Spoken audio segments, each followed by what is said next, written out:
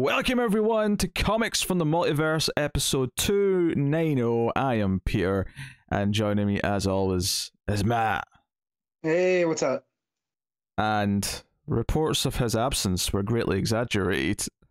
Connor is once again with us. 3 more of me for now. Maybe more, depending on what I can compromise managers with. Yes. Well, so turns out Connor's elbow, I may have this the wrong way around, so correct me if it's flipped, but Connor's elbow needs to move to get better, but his wrist needs to stay still to heal. Yes. Yes. Yes. I can't remember if that was the right way around, but either way, it's funny either way, it doesn't really matter.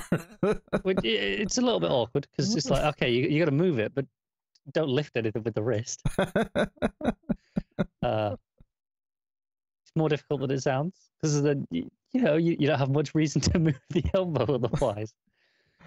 You just have to. He's just out there doing chicken wings. Yeah. I was having there's a big debate as to maybe I could go back to work and just take it light and take it easy, even though I was in pain, but money basically what it boils down to, because sick pay is nothing. And then I realized I can't open my front door still, so and the times I finish work, Paige isn't going to wake up and let me into the flat. So I was not going to work. Yeah. So here we are. Still a trio. He never explained to me how doors work, because I was like, he has 2 hands. Did he not use the other hand? It just depends on the type of lock. Yeah. For my door, you have to hold the key turned to unlock it and push the handle down at the same time. Which is so what he awkward. said. When he told me, he's like, yeah, Connor couldn't open his door. And I was like, he has a working hand. Yeah. He's like, oh, it's not that simple. It's basically I can do both things independently. I just can't at the same time. Right, at the same time. Right, I understand this now, because my door, you just put the key in, unlock it, and then that is, I'd say most doors, yeah. So... Oh, I was explaining to Matt as well that mine's is kind of the opposite. You can open it with one hand, but you have to lock it, you need 2 hands. Because you have to hold the handle up and then turn the key. My one's was like that, except you had to pull the handle up, but then you could lock it. You didn't have to hold it up, but you did have to pull the handle up to fully close it. Interesting. I think this is all. It's kind of like a version. You know how child safety cabinets and stuff when you got a baby running around, toddler, you child-proof everything. I think this is just to stop the really dumb criminals. Just so even if they get a key, they'll struggle. Yeah. At my dad's house that they had here, after they had moved to Hawaii, I still had to go up and check on it. They had doors that were like that, where depending on which direction you lifted the handle, it would lock or unlock. And they didn't tell me this when I first started checking on the house. So I thought I locked myself in one time. So when you say some of the dumbest criminals, I don't consider myself a dumb person, but not knowing these were not typical door handles, I got worried. Yeah. Can I say, this is more of an old lock thing, because I've never encountered it in a modern building, but if you're in a building that has really old locks, I hate how some old keys you had to turn the opposite way to lock. It's the opposite of what you expect. How you turn. So my building's like that. So I have the building door and then my front door. The building door, the key, because usually you turn away from the edge of the door, right? To unlock it. To unlock it. Yeah. Whereas to get into mine, you have to turn it into the door. Yeah, that annoys me. It's not a big deal once you know what door's which, but it's a pet peeve that. Yeah. Why would you design it that way? It's just stupid to me. But it is. Hey ho, DC Comics podcast, everyone. We get together, we talk about DC Comics and occasionally locksmithing. So welcome to the show. Coming up on this week's show, we will be discussing the following books: Detective Comics 1050, Action Comics 1039, The Flash 778, Robin issue 10, Task Force Z issue 4, Deathstroke Inc. issue 5, DC vs. Vampires issue 4, the Batman Catwoman special issue 1, the Human Target issue 4, and a couple of Patreon books. Connor's going to talk about Harley Quinn issue 11, and I will be talking about American Vampire issue 22. So that is what's coming up on this week's show. Embarrassment of riches. Yeah. Week. Pretty big week. So, a lot to look forward to and dive into. I wish I ate before we started. You probably should have. Yeah. I wasn't hungry, but I am planning on Chinese food afterwards, so I've got something to look forward to. I was Right, watching the football, and then that ended like, about an hour ago, and well, about an hour before we were due to start. And I was like, it's kind of too late to cook anything now. I'll just go without. And now I'm like, there's more books than I realized. Yeah. But then Connor was also half an hour late, so he probably didn't have time to cook. Yeah. I probably could have just. I ate a breakfast burrito and showed my wife videos of Danhausen. Very evil, very evil. Very evil. Speaking of breakfast foods, there is outrage in the UK this week. There is? Because, y'all finally figured out beans on a breakfast food? Baked beans are. I mean, I'm not a big fan of them personally. They definitely are. No, this pertains to the McDonald's breakfast menu. So during COVID lockdowns, they were like, reduced menus with the promise, all these things are all going to return. Two of the popular items, the bagels and the breakfast wraps, will not be returning, as they announced this week, and people are not happy. People like those. This is what the pitchforks came out for in 2022 is McDonald's. Give us back our breakfast menu. As someone who has never stepped foot into a McDonald's early enough for breakfast, I can't say I give a shit. Most of the time when I have had a McDonald's breakfast, it is after I've been awake all night. Sure, yeah. Like 90% of the time. That's fifth meal. And the few times in my life where I could have gotten McDonald's breakfast, I chose to go somewhere else because I didn't want a breakfast item. I wanted just a regular menu item, so I went elsewhere. You don't like eggs. So... That's true. I hate eggs, so that's and that's most fast food breakfasts is that's the cornerstone. I mean, you can get a lot of them without egg. But like then you have to eat. So like back in the day, like when I was in high school, the McDonald's breakfast, the sausage McMuffin with no egg were $1. And so if my dad needed any work out of me and my friend, he would just pay us some breakfast. And one time we ordered 25 of them and we proceeded to eat them all. Sounds like a damn good morning. Yeah. And so, but I noticed when there's egg on there, you can't eat as many, and that's where they get you. Yeah, you do sausage and bacon and, get some hash browns, throw hash browns in with it. Is it even common to order more than one of a? Yes. I get two. Okay, all right. Yeah, I get two sausage McMuffin, no egg. Okay, fair. Two's normal, but 25? 25 is excessive. We proceeded over the course of building the shed. We ate them all. Okay. I've seen much bigger orders from people who should not be ordering that much food. But the portly people he's saying yes, ordering 30 double hamburgers. Why not? Yeah, at my heaviest I would 30 on one order. Double cheeseburger, sorry, yeah. Oh. At my heaviest I would worry about those judging looks from the people at Taco Bell. And I realized they work at Taco Bell and they don't care. No. Here's the thing. We judge you. Yeah, no, I know. But I feel like Taco Bell, they don't care that much. So when I order $12 worth of food for myself, I always used to feel like, should I order 2 sodas so they don't think it's all for me? I think they've been dead inside long enough that there's No. All fast food employees, they judge you for your orders. Mm. Not me, because I order everything the way it's supposed to be, Connor, and I'm nice. Well, if you order a lot of it, they'll judge you because they've got to make it. Yeah. I mean, the time that we ordered, 30-something tacos from Taco Bell. Yeah, they hated you. And the manager had to come out and make sure it wasn't a prank. Mm-hmm. So wait, I imagine the manager probably loves something like that though, because it means business is booming if someone walks in and orders 30 or something. Yeah, we get that a lot at, in McDonald's. I don't know if you guys have them, the kiosk screens, like the touch screens to order them.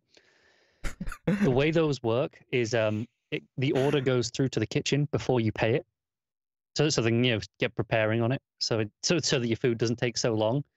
It is not uncommon to get teenagers to put through like 600 nuggets just like wait for it, or like 99 wraps or something stupid. But there you go, get going. So you see it all like that, and you're like, I'm gonna go check on that one. Yeah, No, this is back when tacos were 39 cents. So we ordered, 30 of them to split amongst people. Yeah. And the guy had to come out and be like, you guys are going to take this, right? You're going to pay. Yeah. There's a place by me that does Taco Thursdays for some reason. And it's 3 for a pound. Yeah. And it's like, yes, please, I will have 9. Exactly. But yeah, so, oh man. Judgy fast food places now I have that to work on. Yeah, that's great. I mean, I'm not sure why the guy was like worried that you wouldn't pay for it if they're really 39 cents. See, it's just not even that much for you. Well, because it is like, so it was a lot of work, right? Prepping, 30 tacos. That they have to all throw away if they don't get ordered. Yeah, but it's all like what, less than $15 for all of it. It's not that much. I think it had more to do with the work. Sure, okay, because it's not like you round up $100 bill that you might run out on. No. Yeah. But yeah, it was shortly after that they stopped offering them for 39 cents, and they went up to the more traditional, 89 cents to 99 cents. People like you were abusing it and ordering 30 at a time. Yeah, of course. Or the time that the point of those offers is it's supposed to get you in. You order that, and then you order some other stuff, and that's where they make the money. And you just like, no, give me 30 of those and nothing else. Yeah, exactly. Or it was like the time here when the World Series is being played, Taco Bell sponsors, and if someone steals a base, you get a free taco. Why I did not know this. I stopped after work. I didn't realize that was the day. And they go, oh, because of the World Series promotion, would you like a free Doritos Locos taco? And I was like, this is not a joke, is it? And they said, no, this is... Why would you say no? Well, I always on the lookout, No, but why would anyone say no?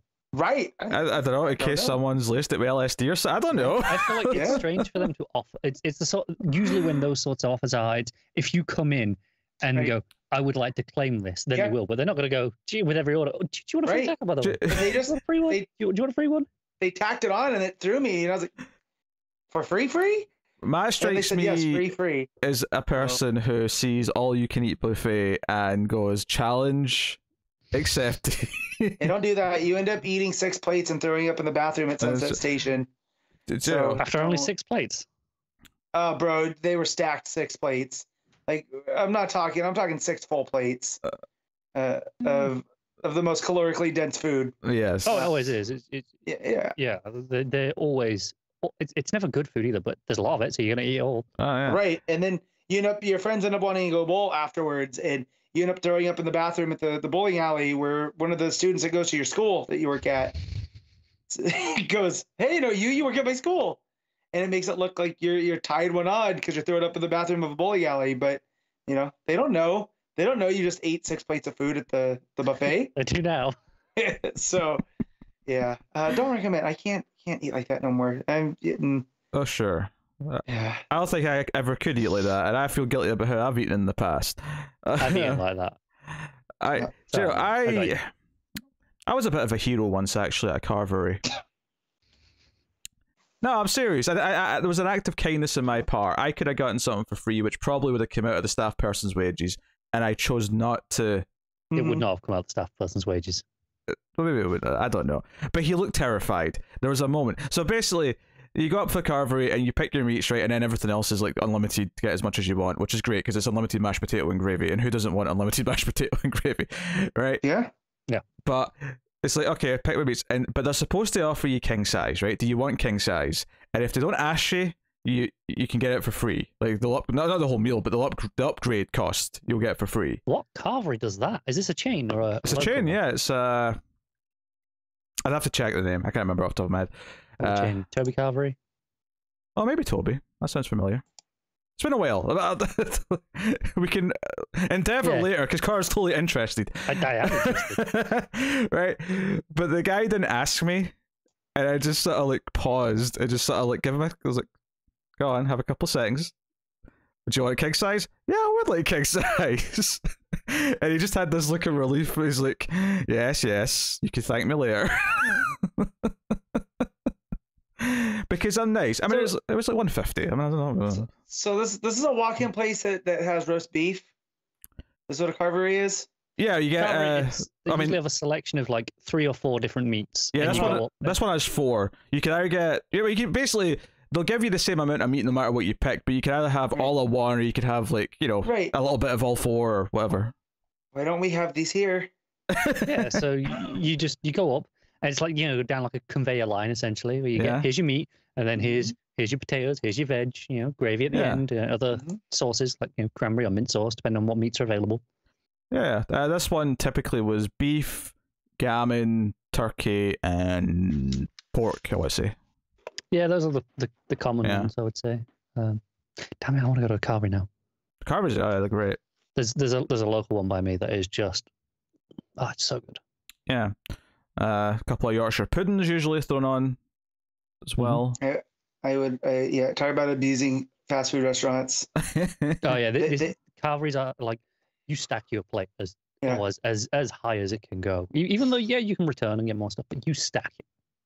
Oh yeah, I always, like, if I'm there, I'm having a second portion of mashed potatoes and gravy just for the principle that I can get more. I just refuse to not do it. We don't have one close. They have some, but they're in Southern California. I'd say I'd go tomorrow, but they cost more on a Sunday, so I'll probably don't. Yeah. There's actually one close by to me that delivers, but like they don't let you like pick anything. It's just like, I assume they just put in a bit of everything, and I'm like, oh, mine lets you. So again, mine does delivery, but they let you pick. Yeah, this is not the one that I've been to though that I like. This is like another one that I've not tried, so I don't know. That's weird. Yeah, I don't know. But yeah, Carvery is great. The Mac's got a new mecha that he wants to try and find. It's probably like a very it's a very British thing that, like, you know, that here's your roast dinner, and it's just like, do it as a, you know, like that conveyor belt style. I mean, get your food. Yeah, everywhere. I guess it's kind of the closest equivalent we have to like a Thanksgiving dinner in a way. I mean, I know Christmas is maybe closer, but in the sense that, you know, you can go get turkey with all these fixings. It's not the exact same fixings because there's definitely some American stuff that's specific to America, but... Which stuff are you thinking? Oh, I don't know. I'm sure I've heard. Stuffing? No, we have stuffing. Oh, yeah? Do you get stuff at a carvery, though? I thought you get stuff at a carvery. Mine does. Maybe you do. I hate stuffing, so I never get it, which is why I probably don't notice. Mine never works. I always get it. I've never seen stuffing on a restaurant menu. Like, you get it at most carveries, I'd say. Yeah, so that's why I thought maybe they wouldn't have any. I'm just assuming there's things that Americans have at Thanksgiving that you wouldn't find at a carvery, but I could be wrong. Might be, but I don't know what there would be. I mean, a carvery sounds like our equivalent of a barbecue place that's like a quick, where you pick, you know. And how it's served, yeah. Yeah, so... Oh, well, okay, we're all hungry. I wasn't hungry. I was fine with my breakfast burrito. Why did we do this at the start of the show? I don't know. Slice meats. Well, mostly it's to torture Connor. Because he said he was hungry. Yes. All right, then. Well, we'll get into the show proper then. And don't worry, there's always time. As Tom Taylor himself did this week, there's always time for a ComiXology Top 10. Is it Batman? I don't know if it X-Men? Well, before I go into it, I don't know if you saw this week, but basically a bunch of people were harassing Tom Taylor, saying that Superman, Son of Kal-El, was like failing because it had gay stuff in it, and he was basically whipping out the receipts. And one of the posts was the ComiXology Top 10, and it made me laugh. My favorite part of that was one of the arguments was that it was in the top, 50 or whatever in November, and then they went. And in December, it didn't even place in the top 200. And it was like, didn't have an issue. That's because the issue came out in January. Well, and also I like the fact that he had, said, where are you getting your information from? And screen capped a certain, not good website about it. And he goes, don't believe everything you read on the internet, kids. And I thought that was very, very hilarious. So the fact that each issue's gone back for a second printing and whatever, it's hilarious. Yeah, it's just they do live in their own alternate reality, where to them it's because they don't like it, it means it's failing, and it's just not true. I mean, just valuable lesson for life for everyone. If someone uses the phrase "go woke, go broke," ignore them. Just cut yourself off from them. They're not worth talking to. That's my advice. Anyway, ComiXology Top 10 as of right now on ComiXology. I'm accepting guesses for number 1. Saga. X-Men. Oh, Saga came back. Yeah, Saga. Yeah, that's right. Saga. I forgot that came back. my shop had so many copies when I went in there, and they had said they had just put those ones back out. So like they had a ton of business from I think Saga it's coming back. super impressive. You know, like tastes being whatever they are. I happen to love Brian K. Vaughan's rating. I know Cora doesn't. Matt's a bit more in the middle somewhere. Yeah. I thought the first couple issues of Saga I read were overhyped. Yeah. Like they were good. I mean, I've loved what I've read, but like I think regardless, I think there's no denying that Saga as an independent comic is like this juggernaut that is like the fact that it comes back after this time off and it's doing this. Are you implying that I can not like something and still acknowledge that it's a sales juggernaut? That doesn't sound right. But yeah, and I was seeing stuff from retailers all week too about they had people coming back in that they hadn't seen since the last Saga issue came out.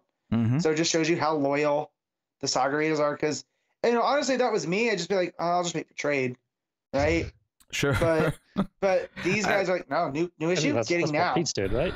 Yeah, effectively, I just kind of like I got to issue. I think it was basically the end of the fourth trade, and I kind of thought I'll just wait until it's nearly done, and then it went on this long break, which I wasn't expecting. Obviously, at the time, I didn't know what was going to happen.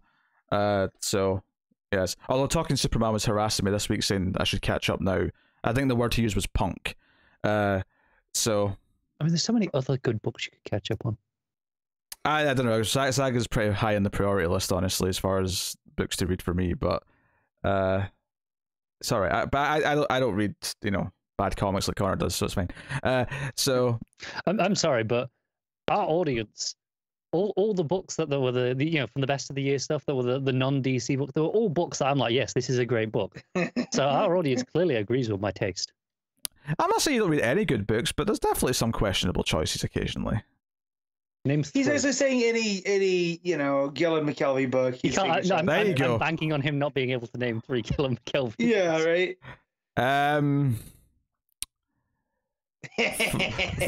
Fortniter.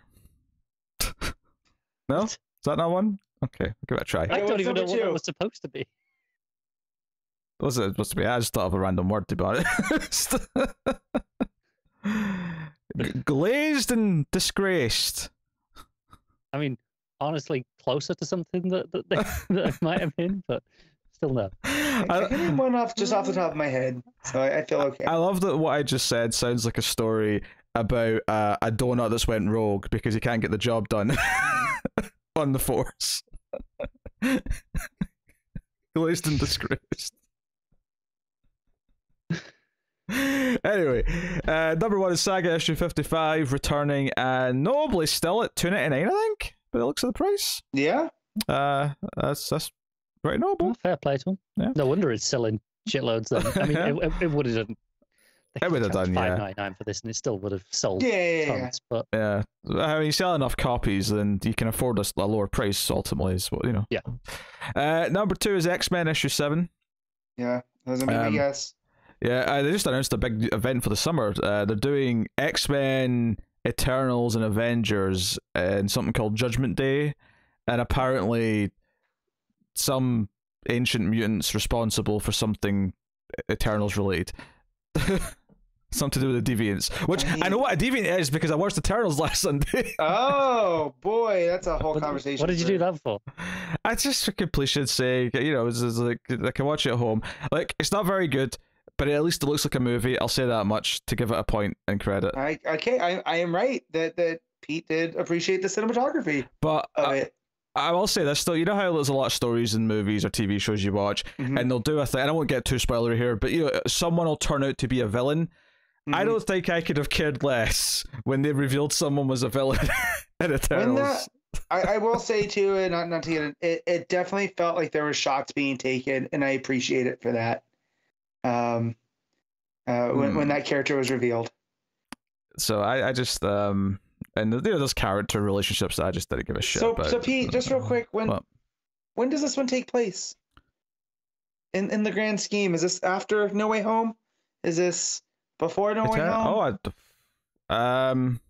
Doesn't matter. Because the thing that happens in the third act would be pretty noticeable.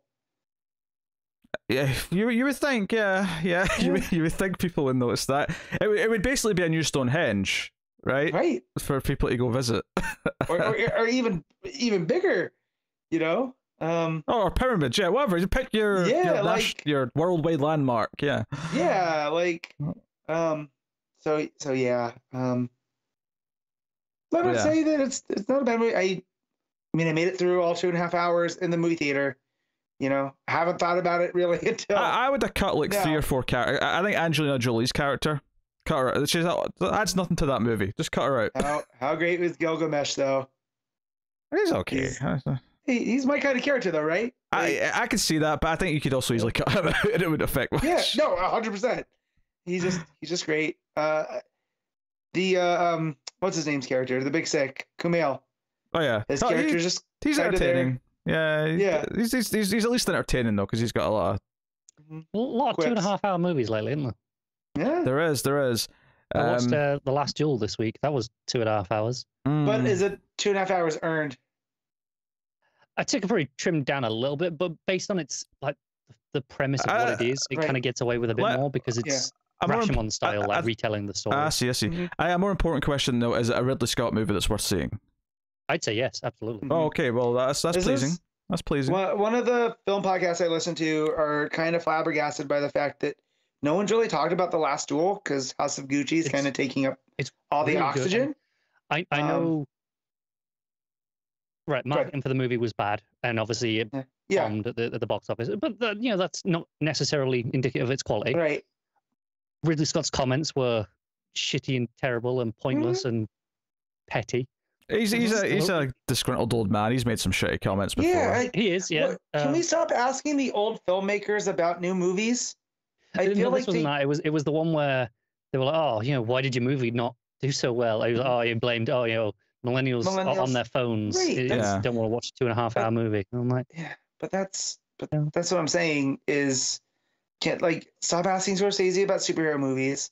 Stop asking Ridley Scott about stuff like that. But they just want to make movies. Also, the simple answer as to why it bombed is Disney didn't market it at all because it's a leftover thing from the Fox deal that they didn't care about. Let's be honest. There's a lot of reasons. I mean, there's an eternal debate about the asking directors about things, but I do think a lot of mainstream movies right now look like TV shows, and it is a problem from a director standpoint. Well, this does not look like a TV show. I promise you that. Oh, I'm Ridley Scott. I mean, if nothing else, Ridley Scott usually looks, he makes a movie. But House of Gucci does look like a TV show because that's how it was intended, and that's the one that's getting talked about. Which, out of them, I much rather watch The Last Duel, which I want. I won't spoil my thoughts. But for Screams After Midnight, which is coming next week, me and Tim watched Old, M. Night Shyamalan's film. Yeah. And whatever you say about M. Night and about any of his films, he is a director who is trying to direct a movie. For any flaws you might have with what he's doing, you can tell he is trying to make a film with how he's shooting the movie.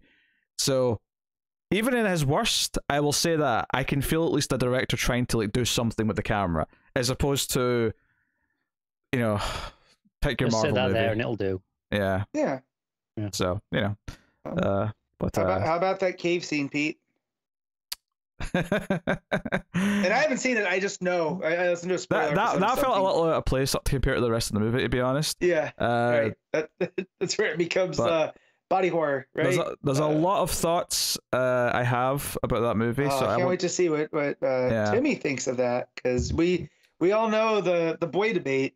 Well, me and Tim, The Boy and a few other movies aside, I cracked this joke on the episode actually that we're in sync, like women who live together with the cycles. We give it the exact same rating. Sync up like Bluetooth. Yeah. So yeah. Well, ComiXology top 10. It's always full of tangents these days, isn't it? So number two is number 2 is X-Men issue 7. Number 3 is Amazing Spider-Man issue 87. Number 4 is Devil's Reign issue 3. Oh, come on, DC. Number 5 is Marauders Annual issue 1. Number 6 is Detective Comics 1050. There it is. Still hovering about the same place. It's been 5 or 6 since this arc started, so nice enough. Number 7 is Action Comics 1039. Ooh. So not bad. Number 8 is Thor issue 21.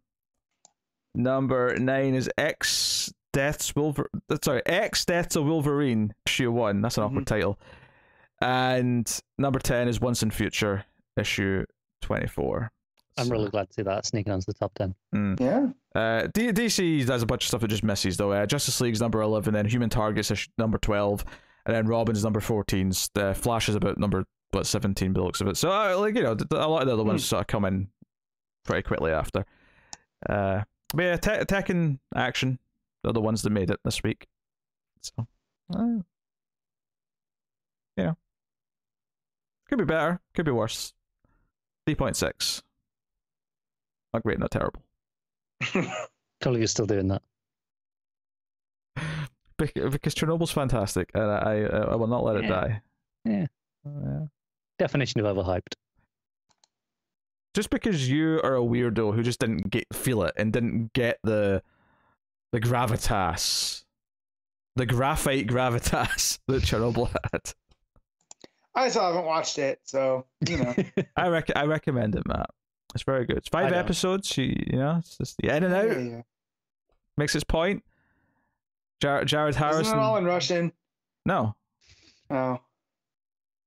Jared Harrison and Stellan Skarsgård. They're speaking in English. And some other people. A dude who might be related to Connor. I don't remember this. I'm sure you showed me at the time, but I don't remember it now. Yeah. Ginger, obviously. Oh, that's what I was saying. If that wasn't clear. So there's your ComiXology top 10. A couple of quick bits of news, nothing much, just a couple of delays here to talk about. So Justice League, which just had issue 71 on the 25th of January, so just this week. Yeah. Due to a supply chain issue, issue 72 is being delayed. It will now be on the 15th of February, which isn't that much of a delay, really, given that... I think this issue was already delayed. Yeah. Issue 73 is maybe going to be delayed now as well. Yeah, it's March 1st now. So 73 was meant to be on February 15th, when 72 is now coming out. I see. So they're basically a month behind of what they originally were. Yeah. It does say at the final issue of the run, though, which is issue 74, is still scheduled for March 15th.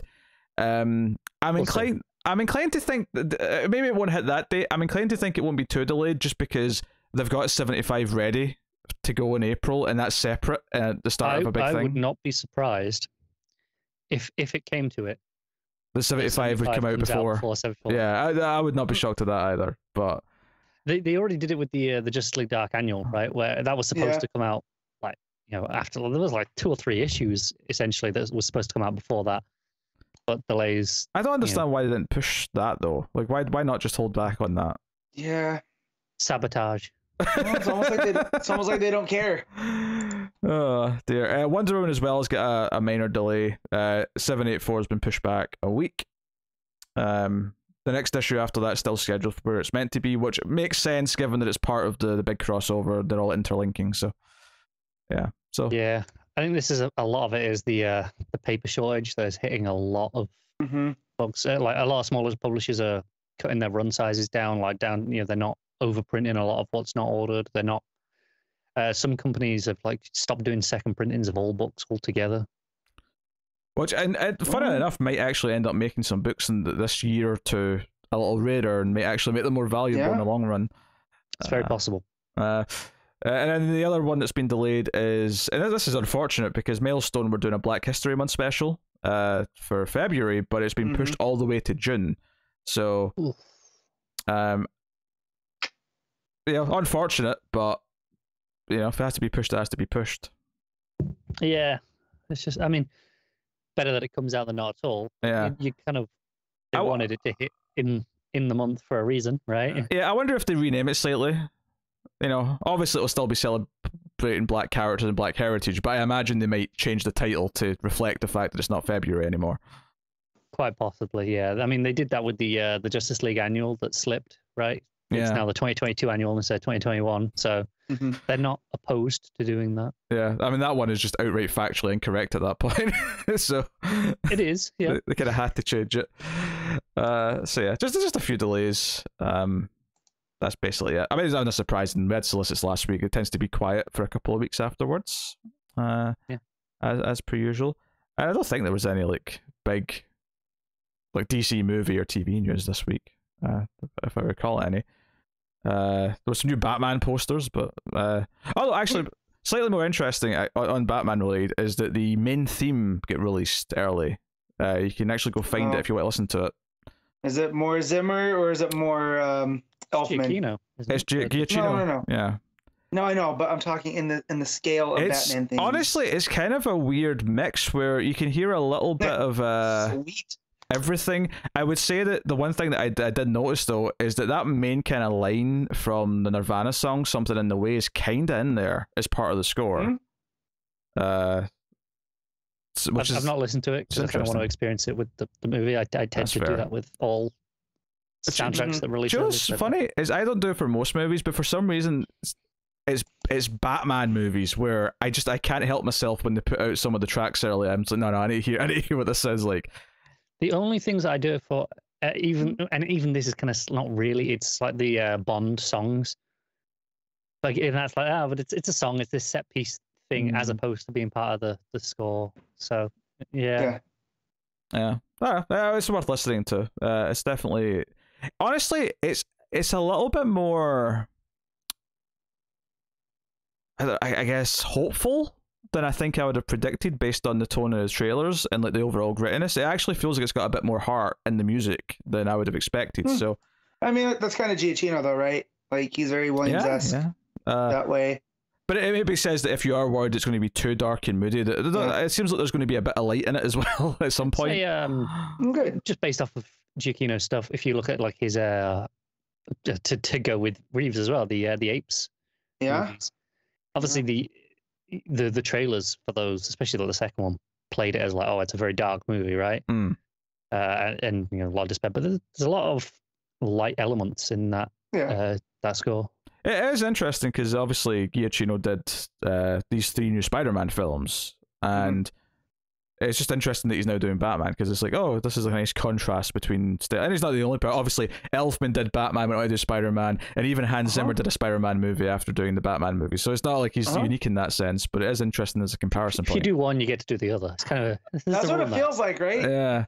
Yeah. He also did Star Trek and Star Wars. So. And also, I would say his most underrated work is The Incredibles. Yeah. Yes. Jazzy James Bond. I will say his best work to this day is still Lost because it's so varied and he's got so many character themes in there. Like, it's really quite spectacular. It's one of the best TV, like it's weird to say a TV score because like there's a one big score when it's like 6 seasons of a TV show, but it really does feel like this big epic, grandiose thing. And that's where I discovered him mainly. It's obviously not the first thing he did, but it's where I really got to know him.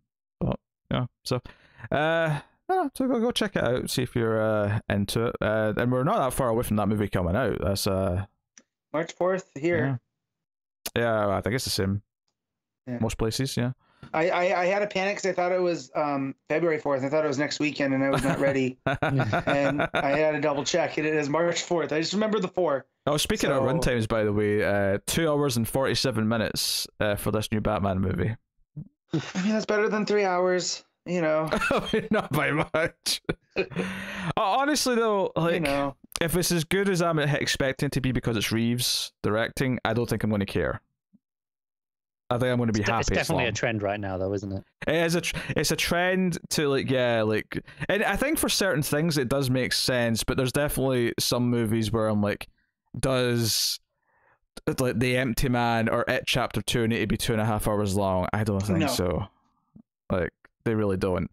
So, yeah, we'll see. Did Eternals have to be 2.5 hours long? No, it did not. I remember checking the time halfway through and going, I've got over an hour left, like, because I felt like it was gonna like the third act, and it was like tons of time. Did you watch both post credits? I did, yes, I did. I don't really know anything about one of them, and I was very annoyed that we only heard a voice and didn't see someone in the other scene. It is who we think it is, though, right? We agree. It is, yeah. Okay. Like I thought so. You could check that they're in the cast list. Like, you know, this Okay. I didn't go that far, but the voice sounded like somebody. Yes. And yeah, I'm much more excited. That might have been my favorite part of the movie. Not because it was over, but just for what it sets up is more my speed than everything in the rest of the movie. I love how when it comes to a movie you don't like, because the sayings usually is don't be sad that it's over, be happy that it happened. I love how there's some movies like, no, don't be don't be happy that it happened. Be sad, or don't be sad that it happened. Be happy that it's over. Is like the flip of that. Yeah. So yeah, no, I'm just looking at Giacchino, man. He's done some stuff that I forgot about. He's a workhorse. He does a lot. I mean, he's done the new Jurassic World. Yeah, he did those movies. Yeah. Yeah, you know, and Bad Times at El Royale and Jojo Rabbit, and you know. Yeah, I think his Jurassic Park scores are interesting to me because I think he does a good job of because he gives them a new theme that feels really distinct to the new movies, but obviously still incorporates a lot of the classic themes because you kind of have to. It's Jurassic Park, but he did Ghost Protocol as well, and just stuff that I've forgotten about. So it's cool. Yeah. So very good. Let's talk about some comics then, shall we? We get into the books for the week. For about time. Yeah. Yes, and I suppose I shall introduce this book and then go and get my tablet, which is over there. Starting off with Detective Comics 1050, Mariko Tamaki with Ivan Reis. I've got Dan Mora written down. That's my bad. I mean, Dan Mora's later. in He is in there, yeah. Well, this is the funny thing. Is I think we just assumed that the main story was going to be long for this, and it was going to be a big chapter. Because we knew it was oversized. I think we were expecting the House of Gotham back up still, because we knew that was 12 parts. So before we talk about any of the stories, I just wanted to give my experience here of like getting. So it's because I'm finished the main chapter. I was like, okay, that's about the same length, and we've got the backup that we've had. That's going to be about 8-10 pages, whatever. And I'm like, oh, clearly there's just another story at the back. And I got to it, and I was like, I mean, maybe did I need to read this? And I read a couple of pages. It looks all right. And I got to the credits page, and I was like, wait, this is Mark Waid and Mora? Oh shit! It's a prologue to their Batman Superman book. Oh man. to their world's finest. Pleasant surprise. Is all I'm saying. It was a pleasant surprise. Oh yeah, I'm glad I didn't tweet because I couldn't get my airdrop working to send myself a screen capped so I could post of a certain image, which would have spoiled things, I think, for Pete. Is it Ivy related? Maybe. So, oh yeah, because the first page, because Batman doesn't show up till like the second or third page, and I was like, wait, this is a Poison Ivy and Metropolis with Superman. This is like written for Matt. Yeah. Jeez. But yeah, we'll get to that. So the main story in Detective Comics, obviously, we're continuing on. This really dove into the Huntress stuff. Gave us some, even gives us a flashback to the No Man's Land era of Batman briefly. It's not really important that it takes part in that. They just picked what's a memorable period that we can set this in. Well, and it shows the trauma that Helena suffered during No Man's Land, with Joker almost killing her. You know, he has her dead to rights. Also, now Harley's been a hero for so long, it's weird to see her with Joker. Oh yeah. Even though, you know, she absolutely would have been during that time. Yeah, we all know her history and stuff. I mean, keep in mind, like, in the comics, she would have been, like, new to the comics at that time. She wasn't around that much longer. No, I know. I'm just saying it's a bit of a shock after, you know, the last, 10, 12 years of her being an anti-hero and whatnot. Her standing side by side with the Joker is weird. In terms of, like, the main continuity, like, when did she actually start appearing in Batman comics? It wouldn't have been too long before that. No. It was mid-90s, right? Yeah. I can look. Because No Man's Land started in 99, so... Yeah. Yeah, it was definitely before that. Oh, I know it was before that, but I'm saying, at most, it was, 2 or 3 years. Like, she'd been in comics at that point. Yeah, I wanted to say, 95, but I could be wrong off the top of my head. Because wasn't Mad Love before she appeared in regular comics? I could be wrong on that. Mad Love and stuff, that was 93. Yeah. In comics, which is why I'm saying in continuity and main Batman stuff. Yeah, I'm looking. Mad Love. You know, it was No Man's Land. That was That was the first time she was put into the proper comics. Oh, there you go. So it was 99. So yeah, so she was still brand new around that time. Yeah, relative to being included. Yeah. In the main comics. Yeah, that's neat. And obviously No Man's Land gave us kind of the birth of Cass as a Batgirl figure and all that stuff. But anyway, so this a lot of this comes from Nightwing's narration, and he talks about Huntress and how concerned he is, but he talks about how Huntress is different from the rest of the Bat family because she's actually more like Bruce than the rest of them, which is kind of why they clash so much. And it was a kind of an interesting point of analysis, I thought. And I mean, it cuts to the present day, and it's Nightwing talking to the others about what Kate saw in there, and Huntress saying, "No, leave me alone, I'm fine." I love that Nightwing points out, wait, so you went in to rescue Huntress and she didn't get offended by that? That doesn't sound like Huntress to me. Something's not quite right. So obviously they haven't quite pieced together that that she's been given something that's making her this way, but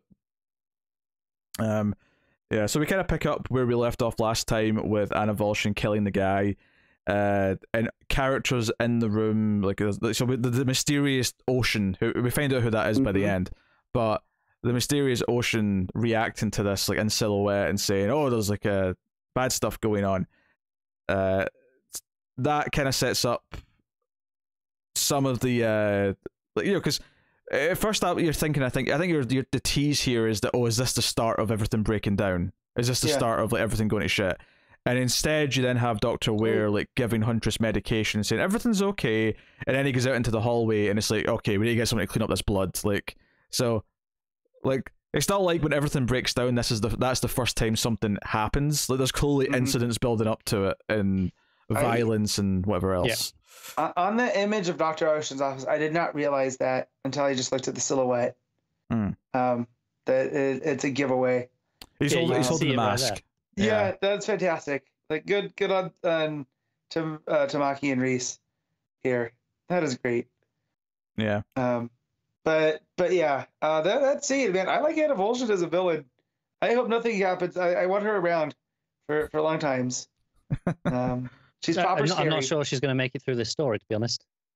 Yeah, I could see her dying maybe at the end of this. Yeah, me too. But I don't know. I like, and we've talked about this before, all of these Bat rogues kind of becoming anti-heroes at this point.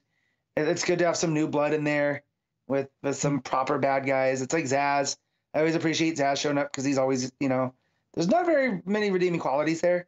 At least Anna Volshin here, it seems like her origin seems, whatever it was that caused her to become that. But yeah. Reis here really showing some horror elements.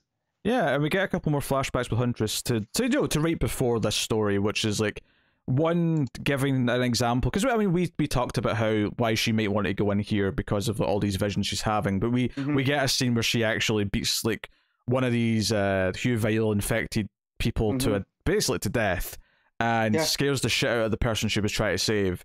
And this is a kind of a wake up scary call to her, where she never actually says that she's horrified, but you can see it in the art, and Nightwing says it in his narration. Yep. She's not admitting that she's horrified by what she's just done, but she clearly is. So good on the art there. I like that she doesn't have to say it and doesn't say anything in dialogue. Yep. That's really neat. And likewise, we get a scene where she's this is a few pages later, but she's saying, "No, I'll go in my civilian clothes. We need someone on the inside." I think that was part of the biggest surprise to me. Is I'd assumed she was undercover, but she's still going by Helena in there, right? So that was a bit, just to caught me off guard.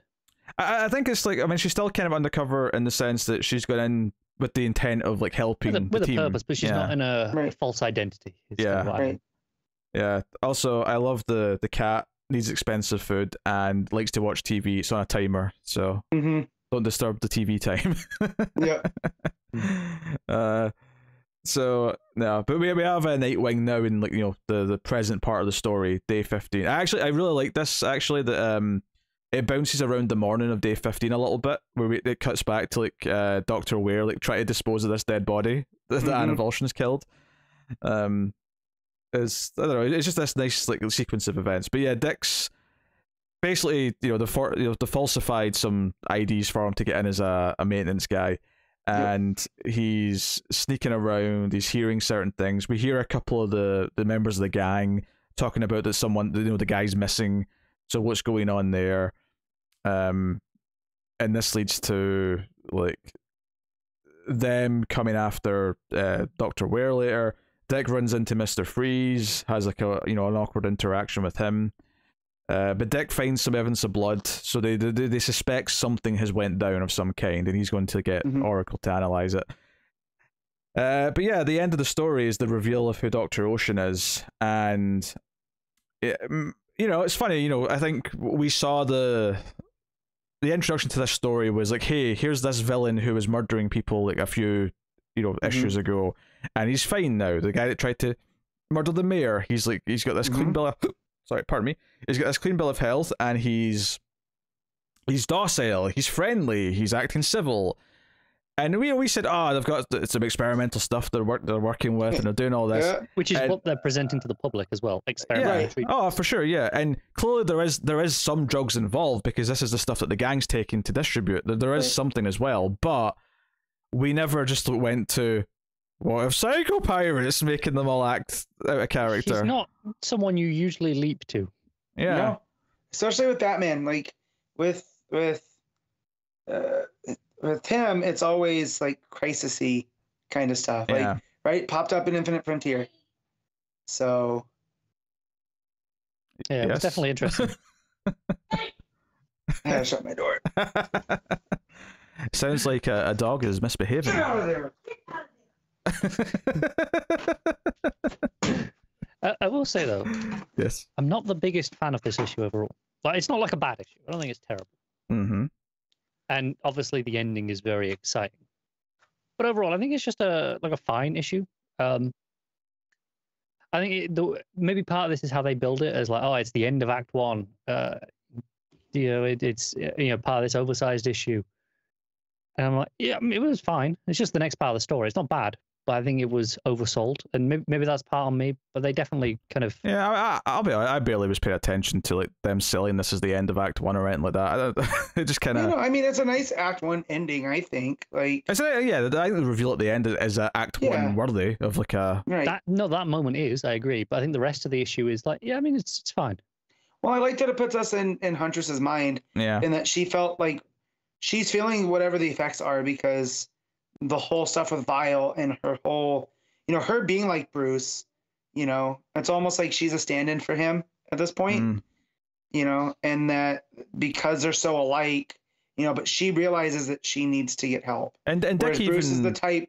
Dick, I mean, actually, and Dick even questions like, is Batman being missing even making this worse? Because like they're having to step up a little bit here. Right. What I will say is that what I do like about this issue is I think the end, last issue I really liked a lot as well, and that ended with getting to see Huntress for the first time and her acting out a character, and like sort of us like talking about why that is and the interesting elements of that in the overall story in this arc, and even indeed the run as a whole. I think this issue is a very natural follow up, because that's what we were talking about at the end of last issue, and then this issue comes in and says, okay, let's explore, let's go into Huntress and why she's made this choice to come in here. Let's clarify some of the motivations, and it felt like it was exploring exactly what the last issue left me wanting to explore. So I think as a progression in the story, it's a very smart direction. Yeah, I like that it feels like it is taking its time. It knows it has 12 issues. Yeah. To do this, so I had no problem with the pacing. I like it. Yeah, I'm thinking of the pacing. Yeah. But I also agree with Connor too that it kind of does feel like, all right, this is still middle stuff, and but it's doing good character work, so it really doesn't matter, But yeah, like I say, it's not like a bad issue by any means. It just it definitely felt like, okay, it's another issue, right? Yeah. And then with a very exciting ending, I would that there is that caveat to that. Yeah, well, I like how it teases it, because obviously so it's the two thugs who are like, hey, where's our buddy went who was messing with that patient, and they threaten Dr. Ware. And Dr. Ware's barely giving a shit that he's getting a gun pointed at him. He just says, look, can you deal with this? and like the guy just changes his mood, and he's like, what was it? He says he just he walks out with this sort of grin in his face. He feels much better, and you're like, oh wait, there's someone with a power here that's doing this to him. I really like, you can tell from the lettering, like it's got this red outline on the bubble and like a yellow, almost like a highlight effect. Yeah, it's how I'd describe it. It's subtle. I suppose it is that. I think that it is actually a slight yellow highlight, but the way I would describe it looking is it looks kind of like a sort of puke, dark yellow, brown color because as a result. And in reality, it probably is just black text with a slight yellow highlight, but it gives me a set of. I'm just zooming in right now. It's like a yellow drop shadow on it. Yeah, I see. That's what it is. But yeah, I think this was a very natural follow-up to last issue, and that it continued the threads that the last issue presented me with, and Dr. Ocean was the most teased last issue, so then this issue gave us the result of that. It set up the Huntress stuff, and then this issue explored the Huntress stuff. Obviously there's more to do in the overall story, but this is the issue that's there to like sort of like ground all of that Huntress stuff, so that when she's being used later, it's going to do this, does that. I imagine next issue, I would expect, it might not, because they might move away from Psycho Pirate now, but I could see them exploring the more of Psycho Pirate's involvement given this ending. It definitely feels too that when, like, if he's not there and his influence, like, what is he doing to project his influence across, Arkham Tower? Because usually he has to be in the room with people, right, for the mask's effects to work.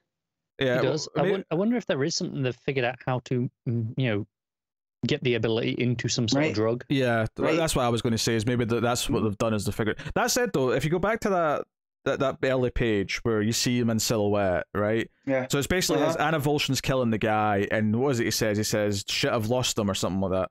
Yeah. Just let me get the panel. It says, oh my god, no, I've lost them. That implies that he is in some level actively keeping control of them, and then he realized that he's lost control of her, at least if not more than her. Right. That's true. So, so they found a way to project the effects across multiple. Is it as simple as him phases. watching them on a camera? Because he's got a bunch of monitors with patients on them. Maybe he's just that counts. Yeah. That's line of sight, baby. Yeah, but I thought it was a really fun reveal for it, and everything makes sense. And then the fact that Ware's talking about like this is just a grift, and that they have to just get until they get the money from Nakano. Yeah, which is an interesting point. Like, okay, so what's this money really for then? If this isn't really the end goal, right? And as far as Psycho Pirate goes, like, what's his end goal? Is the reason why everything breaks down because he just pisses off at a certain point, right? Like, there are some interesting ideas there to play with. So, yeah. So I mean, I think it explored all the threads that we wanted explored after last issue, and it's raised these questions that it's left us discussing this time. So I think as far as serialized storytelling goes, I think it's doing a really good job of keeping it engaging. Yeah. So we'll move on to the backup story. This is the Scarecrow with the kid who's scared of Batman, who chose to come with them as he otherwise hypnotized, for lack of a better word, the rest of the kids to come and help kill Bruce Wayne. So interesting little wrench in this story here is that when they're at the Wayne Manor, it's actually Robin, young Dick Grayson, who comes running out and starts like fighting all the kids, which I guess makes sense. Like, he can fight the kids. He is a kid after all. But you know what? If anyone was gonna write Batman punching kids, it would be Rosenberg. True. I feel at this point. That's fair. Yeah. So Batman's definitely punched kids before. No, I know, but still, I do like when Robin shows up and how this kid is processing, right? Because that's the part I like about it. Yeah, he's the complete opposite of Batman, you know. And why is this kid working with Batman? Because to him, Batman's scary, and just all the stuff with the kids in the manor and Scarecrow and. Man, it's almost like House of Gotham just keeps getting better. If the story of this is going to be this kid's eventually going to like sort of realize who the good guys and bad guys are, I'd feel like Robin is the pathway for him to kind of discover that. But I have no idea where this is. Like, I genuinely have no idea. Is this the story of the creation of a villain, or is this the story of someone who almost becomes a villain and sort of like becomes good by the? I have no idea.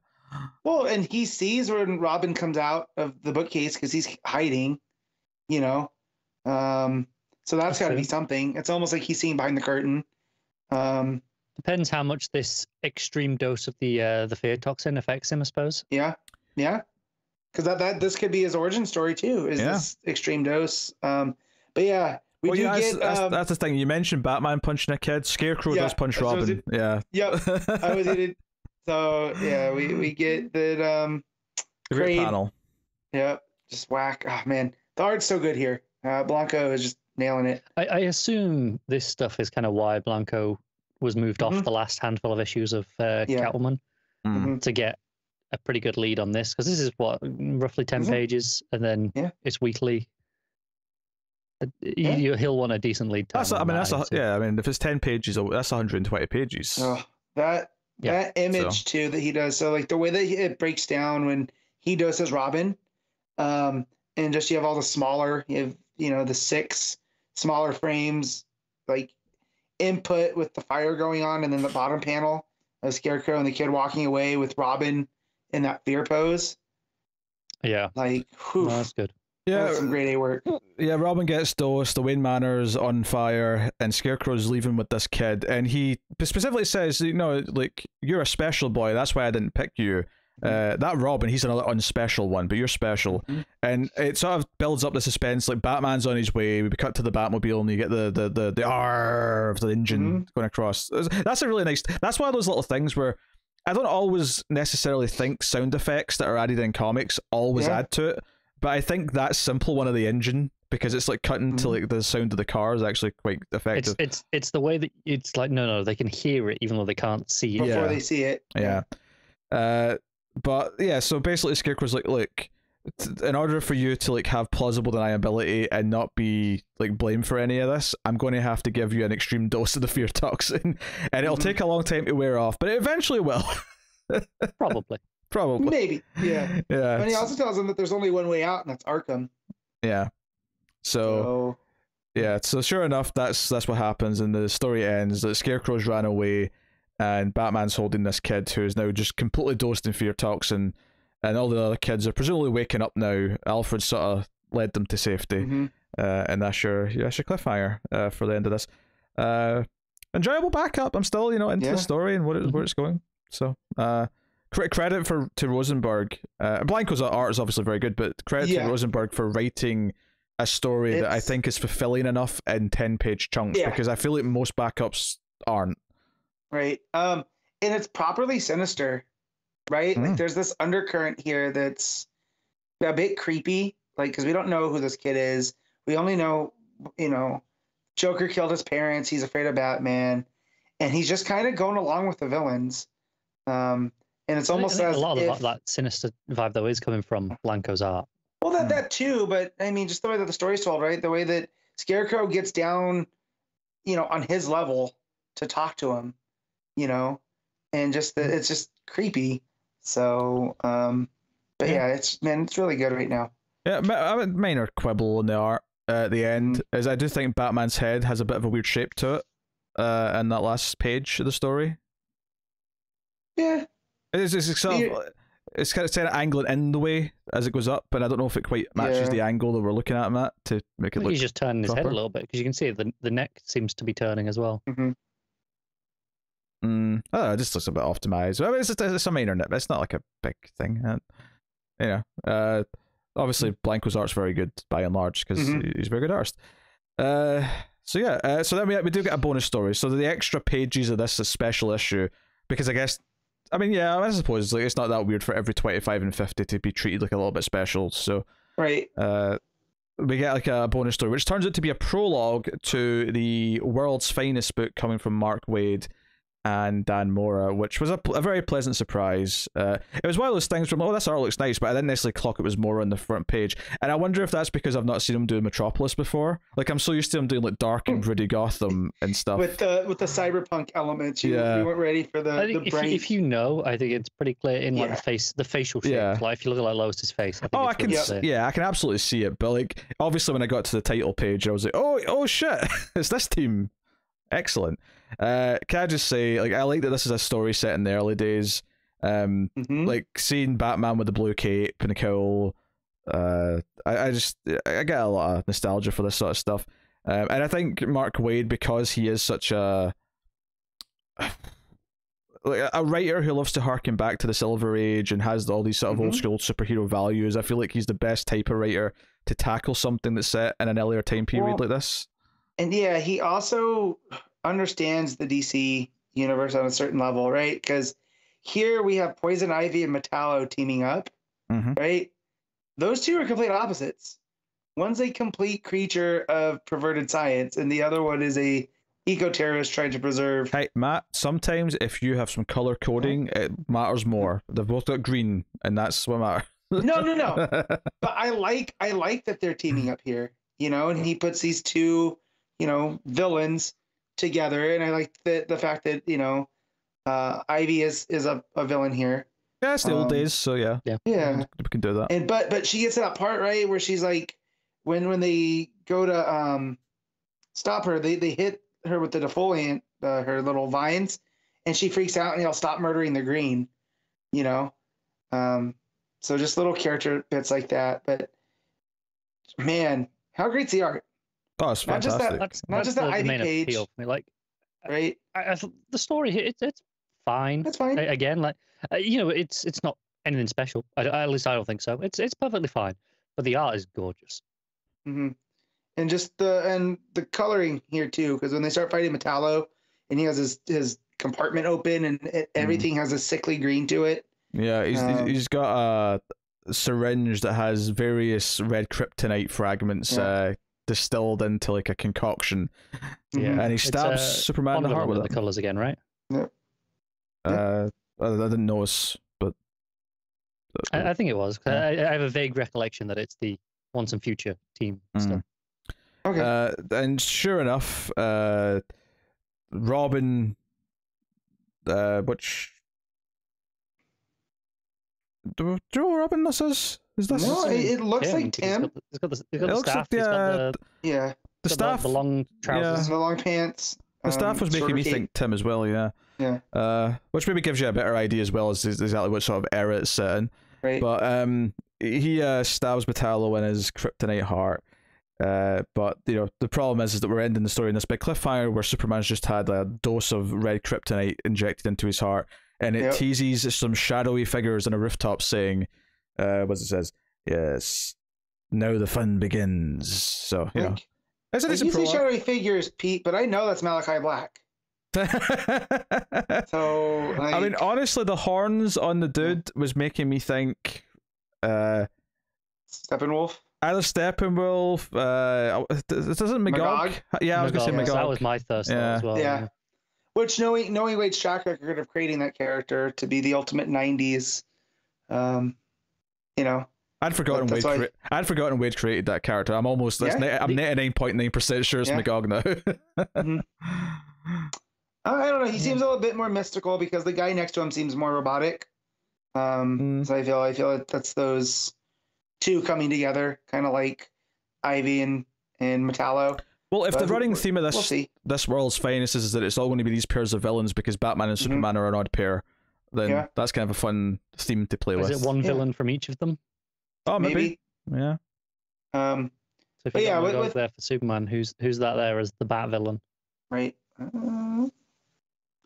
I'm looking at the dimensions, and I'm not quite sure who it could be. It's a very normal-looking person in that silhouette. Yeah, right? The only thing I would say about them is that I'd say it's not someone bulky. They look kind of sick, but other than that, and they look potentially bold. Potentially, but I could also see a helmet. I could see it, but a helmet. I could even see it being a woman with like a sort of suit on. Yeah, with a helmet. Yeah. Hard to tell. Yeah. Obviously, the horns give the other one a bit more speculation. Maybe it could just be an outright demon too, for all we know. It could be new characters. I mean, like, for all we really know, but I've read comics enough to suspect something else. So this was a nice tease. Obviously, I expect that issue 1 will read just fine, like because the only thing they really need to tell you in issue 1 is that you get stabbed with red kryptonite, and then you know, go from there. The important thing here is I got Dan Moore drawing Poison Ivy, so I'm just happy. I'm shocked. Yeah, I mean, I'm happy about everything. I love Mark Waid as a writer. I love Dan Moore art. I have nothing to complain about. Man, how is it that when Waid was there, he never got an arc on Superman Batman? That's when he would have been there. Is when it was Superman Batman. He was too busy with 52 and other stuff, I guess. Yeah. It just seems like it would be right up his alley. He's getting it now, right? That's the same. Hey, we're bringing the book back just for you to do what you want with it. And basically just setting it then. Yeah, it's kind of that time period that I think about. You're right. This is the leftover pitch from when, back in those days. I never had the time to tell this story back then. Yeah, because this is obviously pre-Damien, so this puts it in that kind of era. Yeah, this is my golden era of comics. So I guess for a lot of us, to be honest, our kind of age. It's a leftover story from then. It's just all the scripts he had lying around. Yeah. Yeah, someone was talking about the first Spider-Man movie this week, and they had this weird realization moment where they realized it was 20 years old, and I was like, shit, yes. Like, the early 2000s... Did they also have a realization moment that it's not that good? I mean, they should have done, because it isn't that good. But I actually agree with the negativity in this case. But no, it's true. Like, I feel like there is this weird thing there, but the early 2000s are 20 years ago. So it's like, shit. I'm not trying to distract into wrestling with all the wrestling comments. However, I read a comment this week that Julia Hart was still in high school when Dynamite debuted. And Dynamite's not been around that long. No. Well, the better trivia for Julia Hart that I remember, I guess because she's the youngest person, so they keep bringing her up for this, was that when the invasion ended in 2001 at the Survivor Series, she was like a week old or something.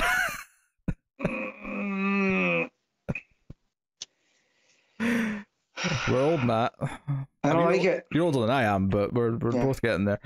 Not that Connor's far behind. Connor's injuring himself into being older through. That's not how it works. Wear and tear. That's right. I have to go to the doctor on Wednesday because high blood pressure.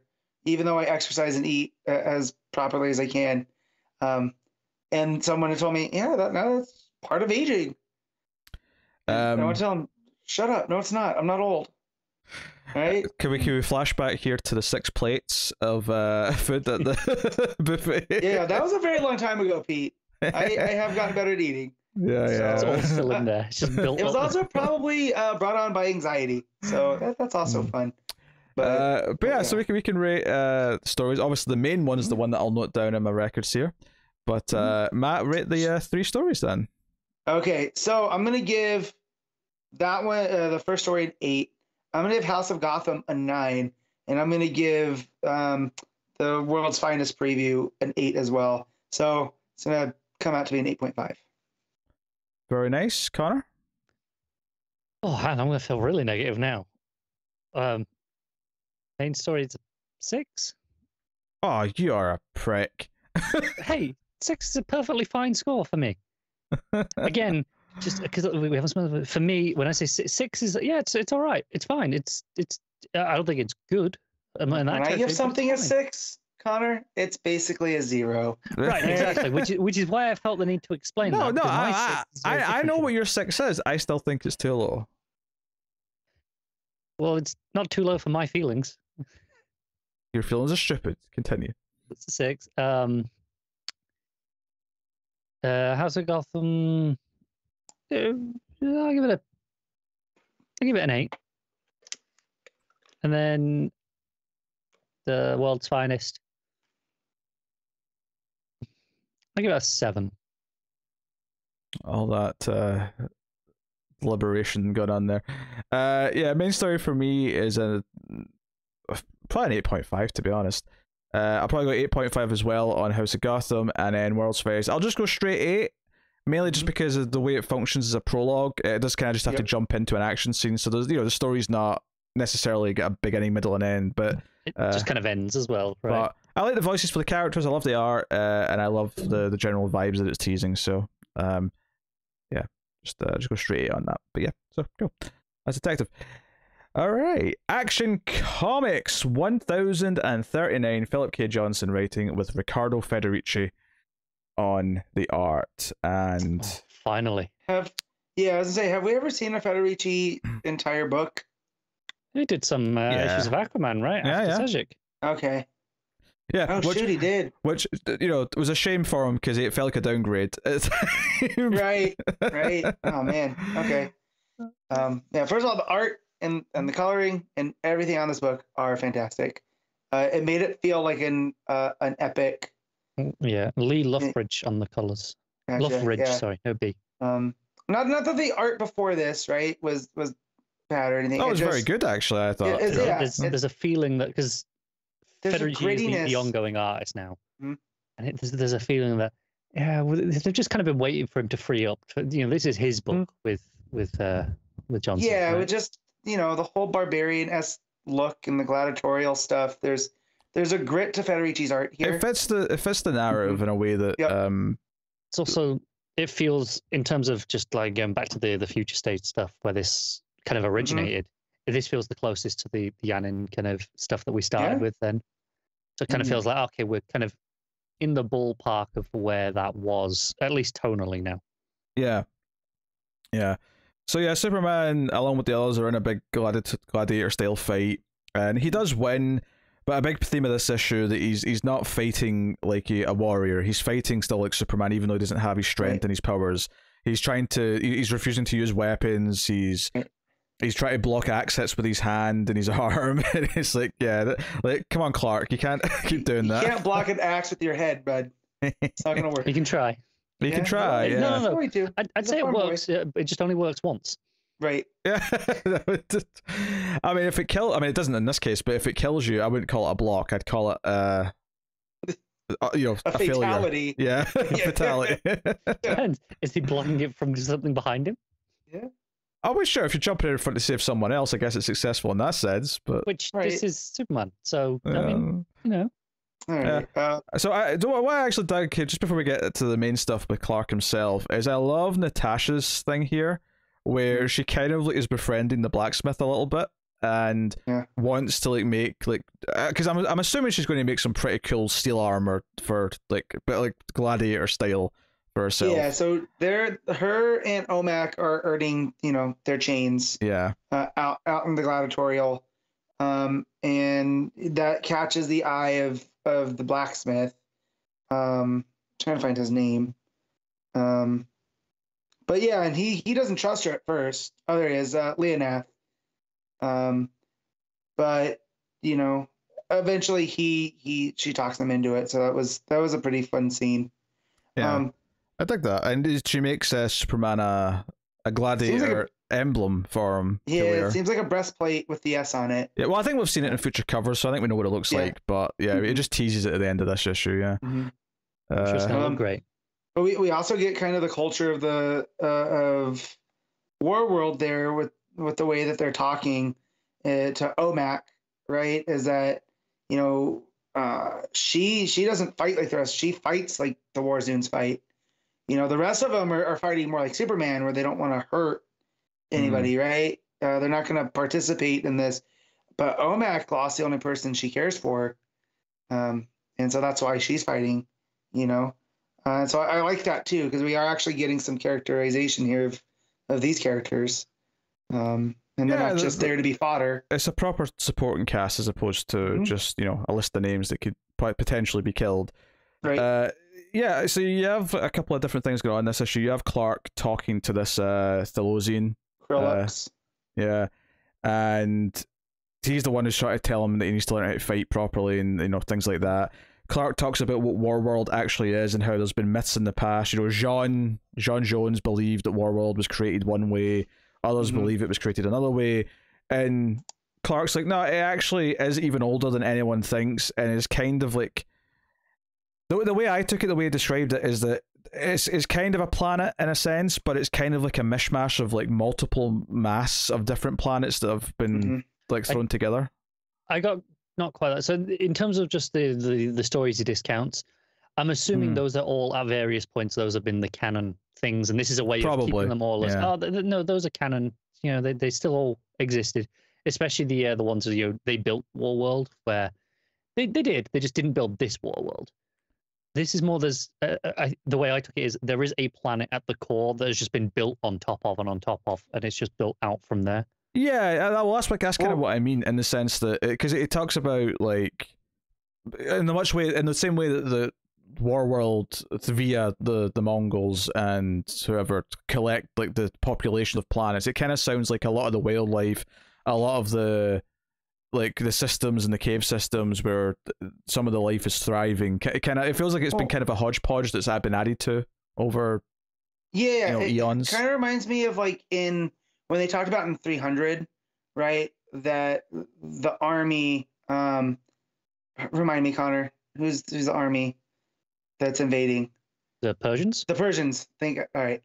That the Persians kind of would pick the best people and kind of assimilate that into their army. It's kind of what it seems like Warworld has done, where it's taking these cultures that it's conquering and adding them to Warworld, even if it's like pieces of that planet or star system or whatever it is. And this neatly goes into the next part of the book, which is the last of this race. Like there's like they call it the old crow, but it's this big green alien thing. But it's the last of its race and it's dying, and they all kind of like go there to essentially like see it off. But it like the reason why they're celebrating, like most of the war zones are celebrating, is because they see it as a point of like, no, we have proven that we're superior because they've finally died out after we brought whatever was left of their culture into this planet. Over time, like they always just go away little by little. And there's this really sad scene where Clark like internally apologized well, I think he says in his narration that he says it to him, that he apologizes that he wasn't there sooner to help him, and he has to help push it over into this like pit with those giant monsters. So it's like a really sad, like depressing scene, and it's kind of like, okay, it's not only just all these people that Clark has to inspire, but this is like what's been going on and just how depressing and like just like never-ending despair that this place is, and the attitude that, and just the way life is valued, the way it's disregarded, the way it's celebrated for the wrong reasons. Like they're not celebrating this person's life or this alien's life. They're celebrating that, we're better than you because you couldn't survive. And so it's really mounting the deck against Superman for how he like the hearts and minds he has to change, Yeah. Johnson really made me sad over this alien that we've never met, right? Just with the way that they tell the story and how the war zones are celebrating, but the other people are looking at that this could be us one day, and it really raises the stakes. I think another key element, the way it does that in a really easy way in terms of just in this issue, is in the art, the actual like it has this luminescence to it, and then as it dies, it fades. Right. So it's just this really clear visual thing that makes it easy to kind of go, it's gone. Right? And when it's well written, if you have your main character who we do care about, if you have him feel something for it, like good writing will make you feel something for this, like if effectively a throwaway character, literally in this case, because he's thrown over the side of the thing. But like you feel it, you feel sad for this being, and it's like the idea that Superman instantly feels sympathy and empathy for a creature like this, so we should too.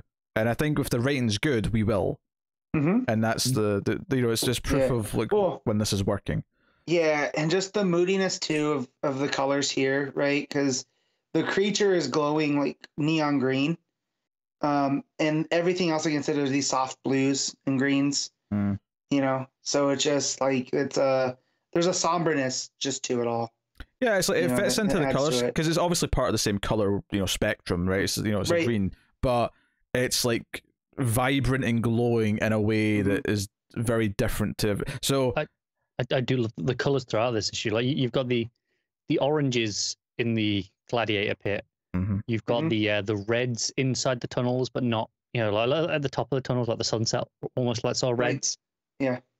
And then you've got like in the prison cells, you've got the greens, but they're quite bright greens, but still kind of like dark at the same time. If that makes sense. Like they're vibrant, but they're quite a deep shade. They're more harsh rather than pleasing, vibrant. Yeah. And then underground, you've got like those really dull greens and blues, apart from the luminescent creature, which just stands out against everything. Yeah. And then the next part of plot setup here, which is that there's some symbols on a cave wall in here that match the rock fragment that arrived in the build up to this arc on Earth. and Clark's like looking at it, and this alien's like claiming to be like reading gospel from it, right? But Clark's studied it enough to know, or at the very least knows that he's reading it the wrong way. Like he's going down to up or up down when it's meant to be the other way around. And Clark's like, well, if I can prove what that actually says, maybe that'll help in convincing some of these beings to like break away from the hold that these people have over them. And you know, that's you know, I saw just before we came on, I saw Talking Superman actually tweet out this page and said what he liked about it was that this is Clark wanting to use the truth to like win people over. And it's a very Clark Kent thing, you know, it's the reporter in them, effectively. That goes back to the very start of this thing. You know, it's Warworld Journal, and you know, it's on this issue in particular. You know, the narration is okay. It's this journal entry, and on the first page it says, you know, I'm a journalist by trade. Yeah. So Talking Superman can stroke his ego because I just gave him a shout out because it was a good point. So that's good stuff. And then that's after this when Natasha gives him his new breastplate, the looks of it, and Superman agrees that he needs to learn to fight like a Warworlder to like to survive here and win. He's going native. So. But as we know from the Future State stuff though too, is he still isn't. He's not out there clubbing people to death. He's still using it as he's still Superman. Yeah, you know. So he's not going fully into it. But I do like this scene with Krillix where he tosses him the one stick and he catches it. And it's teaching to fight like a Warworlder. Yeah. And it's like, yes. And then the ending tease of this issue is we cut to outside again. The color scheme completely changes. It's these harsh sort of orangey reds of the rain. It almost feels like it's like rain in Chernobyl or something. And I'm not just saying that because I referenced Chernobyl earlier, but it feels acidic. So fun thing that Philip Kennedy Johnson said on Twitter is he writes all this dialogue first and then translates it into this language. So if you can decipher it, everything makes sense. It's not just random words He did or make whatever. a point as well of saying that technically almost everything in the issue is in another language. Right. So why don't we translate this? And he said two reasons. One, it's kind of irrelevant. You don't need to read it, so it doesn't matter. And two, most of the times when I do that, it's extreme profanity. Right. That's what I was going to do too. Yeah, it's the old Firefly trick of like whenever they're speaking in Chinese, they're usually saying something naughty. Yes. But yeah, I love the fact though they weren't allowed to watch that in China. I'm not a huge Tolkien fan, but it feels very Tolkien-esque, and it adds to this fantasy aspect of the story. Yeah. You know. No, it's an interesting point that most of the dialogue is obviously translated because it is a bunch of aliens. And Clark even mentions at one point that a lot of the different species are speaking completely different languages, and he only understands a few of them comparatively. Right. Well, and he was speaking to Krillix with in an old Kryptonian dialect too, because they note that. So. And the good thing is though is that I like the idea that his narration, which is this journal, is in English because that is his primary language because that's where he grew up. You know, that's what he uses. So. It's a nice little touch. So yeah, basically, Midnighter shows up and blasts these aliens, and he's got a couple of little alien followers that are helping him fight now, and they're basically here to try and break out Apollo, who's being held in this like pit, and it's the harsh yellows of this like fiery sunlight. The bright sunlight for Apollo, isn't it? Yeah. Yeah, it's good stuff. I mean, I think the color schemes throughout the issue do a really nice touch, especially since that second last page, which is a 2-page layout, is you still have the sort of the orangey rain, like, you know, radiated look on the panels on the left, but on the right you have all this yellow of them looking down into this pit. It does that earlier as well when they're going down into the caves, where on the left it's mostly all the deep reds, and then on the right it's the dull blues and greens for the caves. If they keep it up, it's going to be a nice signifier of pretty much like we can just tell by the color scheme kind of which part of the Warworld we're on to a point, which is good visual language. I assume they will, and although of course they might break it for specific reasons. Which, again, will have its own benefit to doing that. Yeah, like I'm sure, like maybe a hopeful moment, someone will turn on a big spotlight or something, and all of a sudden it'll be bathed in blue light, you know, Superman colors or something. Like I could see something with that, but. Did anyone read the backup? No.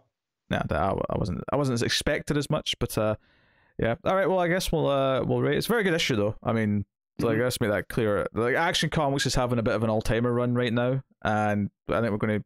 I say this every time, but I think we're going to look back in this with some special praise when it's all said and done. Yeah. All right, Matt, what are you giving Action Comics? I'm giving this a 9. Very fair. Connor? Also giving it a 9. Also very fair. Would you believe it? I'm also giving it a 9. So, very nice. 9s all around. All right. The Flash, issue 778, Jeremy Adams, writing with Fernando Passarin and Brent Peeples on the art. I know Matt's been toying with catching up. I don't suspect you have yet. No, not yet. I'm up to the World War II stuff with Jay. Okay, cool. Yep. So I've gotten a couple. I read the Gold Beetle stuff. That was a couple of fun issues, actually. I think that World War II stuff's where I bounced off. I think that was like the last bit I read. Yeah, it's good. It's just weird bouncing back between Barry and Wally. This early stuff going on. And I'll be very curious to see how you feel once it just turns into a Wally West flashback. Yeah. It surprised me that I see some people on. I'm not trying to brag on the book here. It's just surprising that I see some people on Twitter talking about this book in the same way that me and Matt did with Hawkman. Oh yeah, it's like that people are like, no, this is like DC's best book that are being published right now. It's like low key, this really fun thing, and I'm like, it just surprised me. Again, not because I that bad. I don't think I'm sure it can get there. I don't know. I felt that with Hawkman almost immediately, and I'm still, Like I said, I definitely I enjoyed that first arc, but I think it's when it switched to just being a Wally West flashback after. Barring that one gimmick issue where it got really meta, I've really enjoyed what this has been doing. So. If you remember last issue, we had Irade befriended Maxine of the Baker family. And they snuck out after dark, and there was a tease of a big hulking figure by them. Turns out to be Mammoth. Shimmer's there as well, and they get kidnapped. And because Jay's chasing after them, he actually... That's maybe the silliest thing in the issue, bizarrely. In a book that has all these superpowered beings... is that young, 11-year-old Jay or whatever he is, jumps on top of the van they're driving away on and holds on like he's an action hero. He is Wally West and Linda Park's son, so... Yeah, but it is pointed out, though, he has no powers right now. He's meant to be a normal, kid. But, whatever, we'll roll with it. So that's going on. Meanwhile, in Gem World, the entire Justice League Dark are all possessed by Eclipso and are chasing after Wally. So there's some action here as there's some, darting around. Wally's, covering Zatanna's mouth with Ragman's cloak so she can't say anything. Good to know that Etrigan's still rhyming even when he's possessed. So that's fun stuff. But it actually ends up being Opal, the Dark Lord, who shows up and kind of helps Wally out a little bit. And he's like, hey, we can go somewhere and deal with this Eclipso nonsense. And Wally's obviously very trepidatious, but he doesn't have a lot of options. He's in Gem World. Everyone's possessed by Eclipso. It turns out our characters, our villains here who kidnapped the kids, are working for Calculator. Because they take the kids to a hut in the woods somewhere. And it seems that he's in the business of kidnapping meta children and selling them to bidders. And I'm like, you know what? I don't know if this is actually planned to sort of sync up with other things, but this feels like it does feel very like it fits neatly into what's going on with the Bendix stuff and Superman, and that the idea that there is bidding wars and people are trying to get metas that are kids. So more on the Calculator later, because he also shows up in another book. Oh, well, it must be Deathstroke Inc. because that's the one I didn't read. Yeah, maybe. So they put them in these tubes, but Jay breaks in the window, gets them out, and they've dosed them up so they don't really have their powers right now. And so there's some references to speeding away that Maxine's confused about, but Jay's like, look, you're going to have to share your powers with me and give me a spark of the Speed Force. And she's like, but no, you almost died the last time that happened. It's too dangerous. He's like, well, we don't have any other options right now. We kind of have to do something. Meanwhile, in Gem World, Opal turns on Wally, Are we shocked? Of course. No, we're not. It turns out he actually wants to help Eclipso, and is indeed possessed with him as well. Justice League Dark come in a portal and fight him. It's this thing where it is addressed later where Eclipso's like, for some reason I have possessed. He says that he's possessed everyone in Gemworld, like the entire population of Gemworld. He's got under his control. He's getting like uber powerful, but for some reason he can't take Wally, and he doesn't know why. And Wally cracks a joke, but he doesn't know why either. So some shenanigans afoot. Ray gives Jay a spark of the Speed Force, and he is able to fight off Mammoth and the others. It's some fun stuff here. Like Mammoth goes to punch his fist, and it hurts Mammoth instead. He goes flying. I will say Shimmer's outfit, by the way. I don't know like what you remember Shimmer's outfit as being, but she's basically just got like two like cups over her boobs. It's a really old school slutty looking outfit, is all I'm saying. Yeah, Shimmer just traditionally wears like a black suit that kind of matches Mammoth's because and maybe a coat over it. Because they're a brother and sister, I think, right? Yeah. It's like I didn't notice it as first because she has like long sleeves, but it's like just sleeves that are connected with like a sort of almost belt going across like her upper chest, and then just two black cups. I gotta look this up over the boobs. So you gotta look up her original costume, I should say. I'm not trying to be a pervert. You don't have to try to be a pervert, Matt. You just start one, it's fine. Being a pervert takes no effort. So yes. Jay's doing a decent job fighting them off, but he then starts to feel great pain. He buckles, and Maxine gets, or sorry, not Maxine. Maxine may be slightly worried, but she doesn't really know him that well. Irie is getting worried, but when he starts crying and he says Dad's in trouble, so clearly through the Speed Force he's seeing what Wally's going through, and at this point in the Wally story, like he's trapped in crystals from Opal and Amethyst.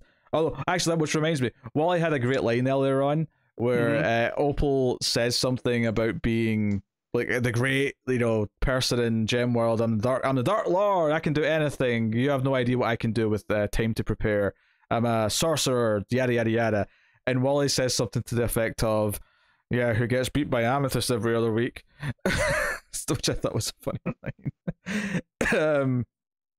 So yeah, that's the end of the issue. Is the cliffhanger the Jay can sense that his dad's in trouble. So I wasn't expecting these two plot lines to merge in some way. Maybe they're going to try and like find a way to Gemworld to help him or something.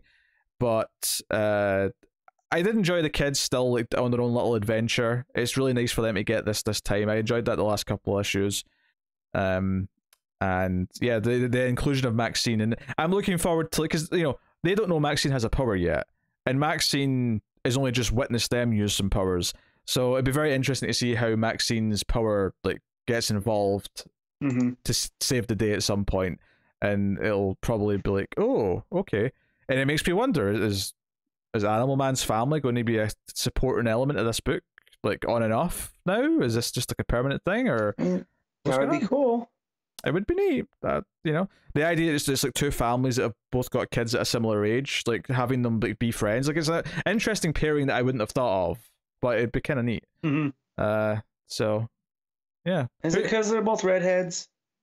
I mean, maybe, but like that could be a fun. Like imagine in the future, like if this is just an established thing that Maxine and Irie are best friends in the future. So cool. Maybe one day when they're a bit older and they've aged them up to like teen level, they can be like new Teen Titans or something. That could be fun. So had a fun time. I will give this another solid 7 out of 10 for me, I think. Just having a continually good time. So good stuff. Robin, issue 10. Joshua Williamson writing with Roger Cruz on the art. I'm expecting Matt to have things to say. Maybe gush a little bit. So Robin's not exactly time traveled. It's more like he's on a mind pilgrimage. He's tripping balls.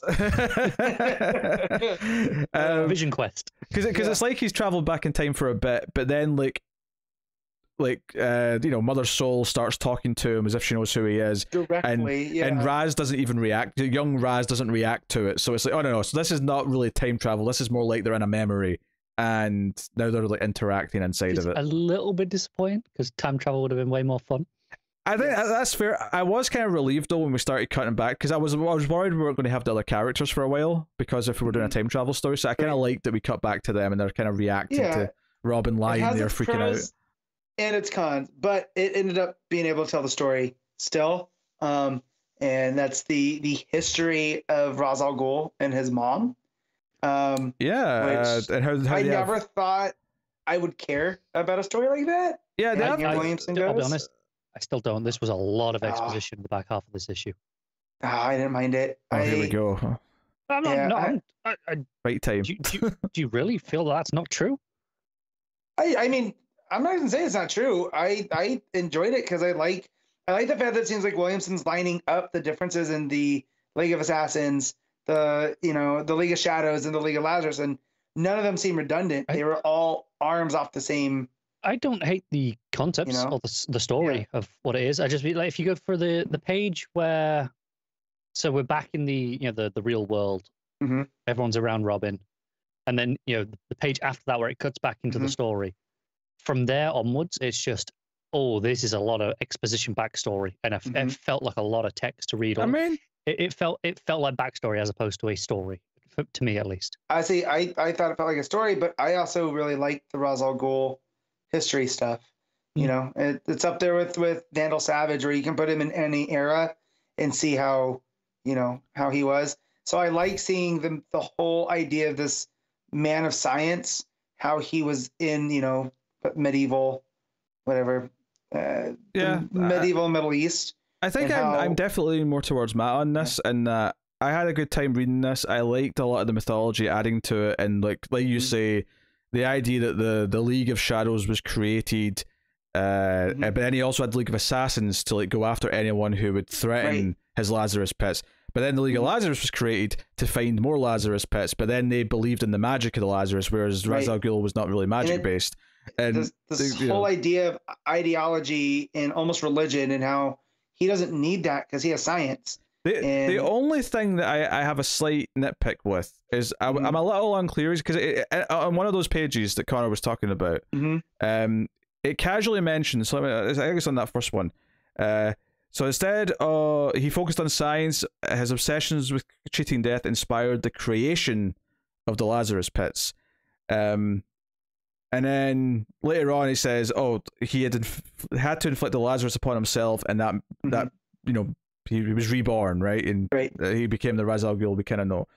I'm kind of unclear exactly how he thinks he created the Lazarus pit when it also seems to be like a natural, magical, demonic occurrence. That was my thing, because it made it seem like he co-opted whatever was there. Yeah.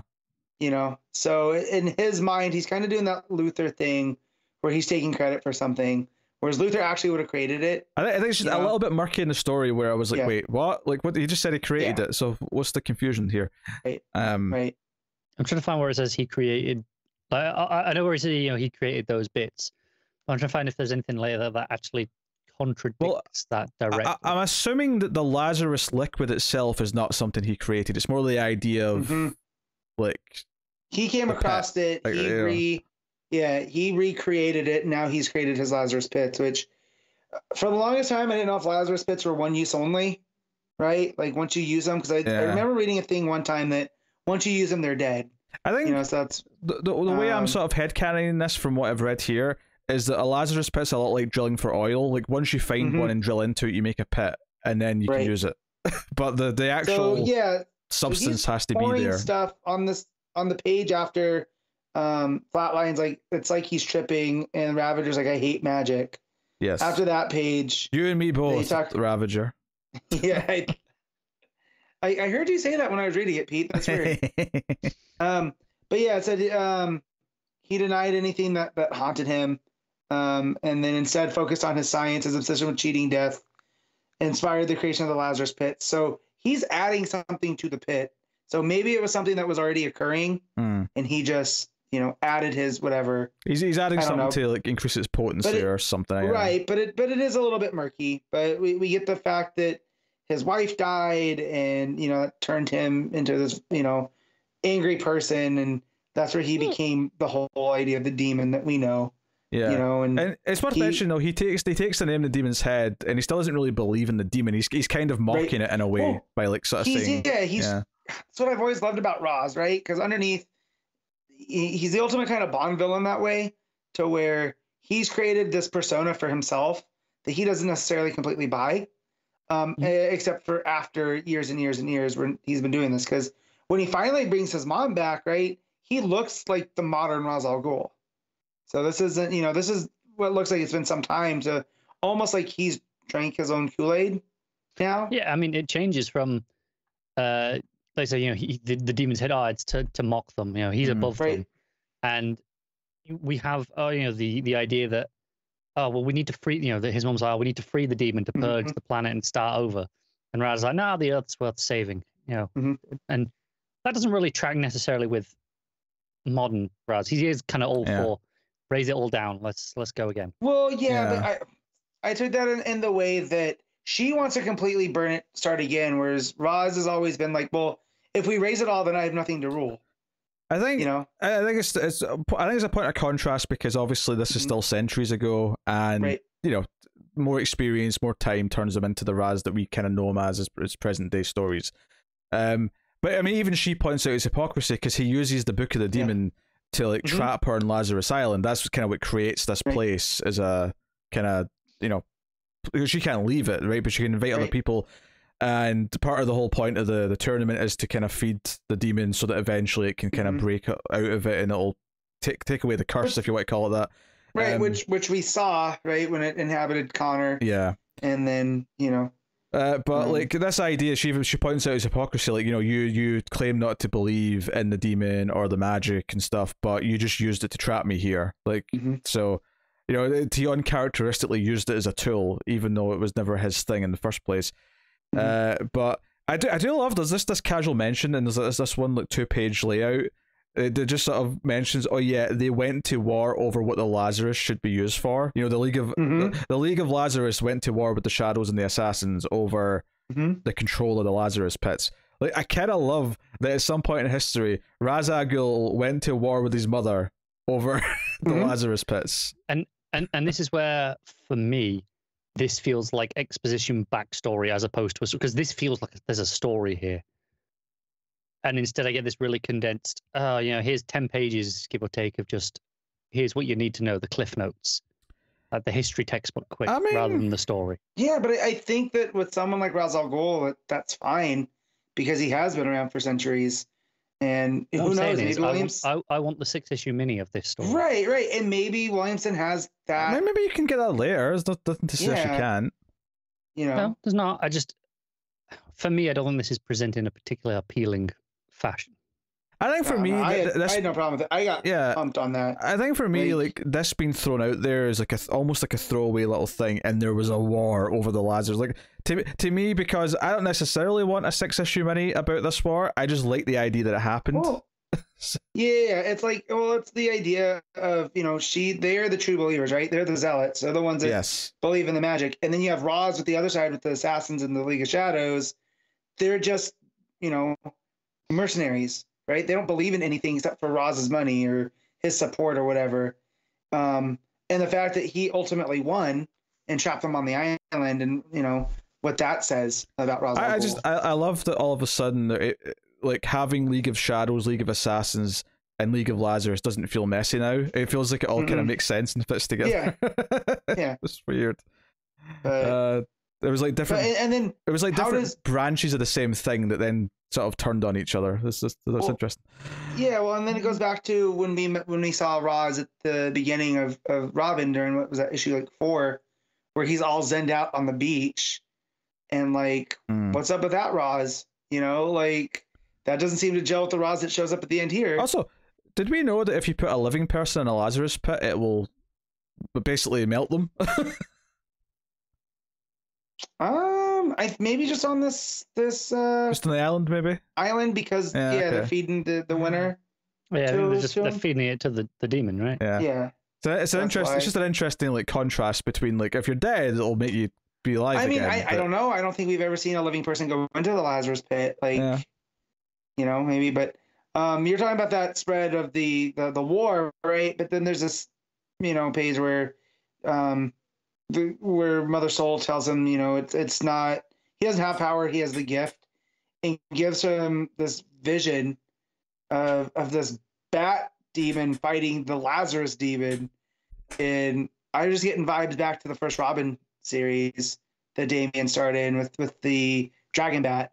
Oh, I forget his name. Goliath?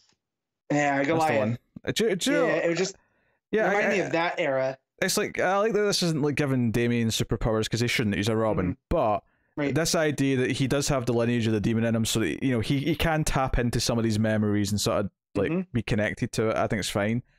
And yeah, so the idea that we have like a bat demon fighting this more traditional demon is like, it's a perfect kind of encapsulation of like his character because he is of the two family lines. Admittedly, yeah, it's a little, you know, convenient that once again there's a bat symbolism going on with something in history that has nothing to do with them. But I would say this isn't actually in history though. This is just the stuff that's happening in his head. This is just representation. Oh, so yeah, there's a personification of him. Okay, that's him. That's the bat doing battle with our ghoul side, and you know, and that's the part that he has to. As much as he is Damian Wayne, he's gonna have to tap into being Damian Al Ghul. Yeah, at some point. That's the bit where she's like, you know, right, well, really in your head, you got to choose, you know, what you're going to be, demon or bat, essentially, right? So I think it's just a artistic representation of them. Which also goes back to the Morrison stuff in Batman 666, where he's kind of embraced both, and he uses magic and whatnot, you know. So I don't know if maybe Williamson's pulling back from that or whatever, but I really like the next part where he kicks his grandma into dust. Well, because he realizes, like, oh wait, we're in each other's head, so like Inception rules, I can just do things that I want. Yeah. Pardon me. That's what makes him wake up. And he's like, okay, we got to stop her. Do all this stuff.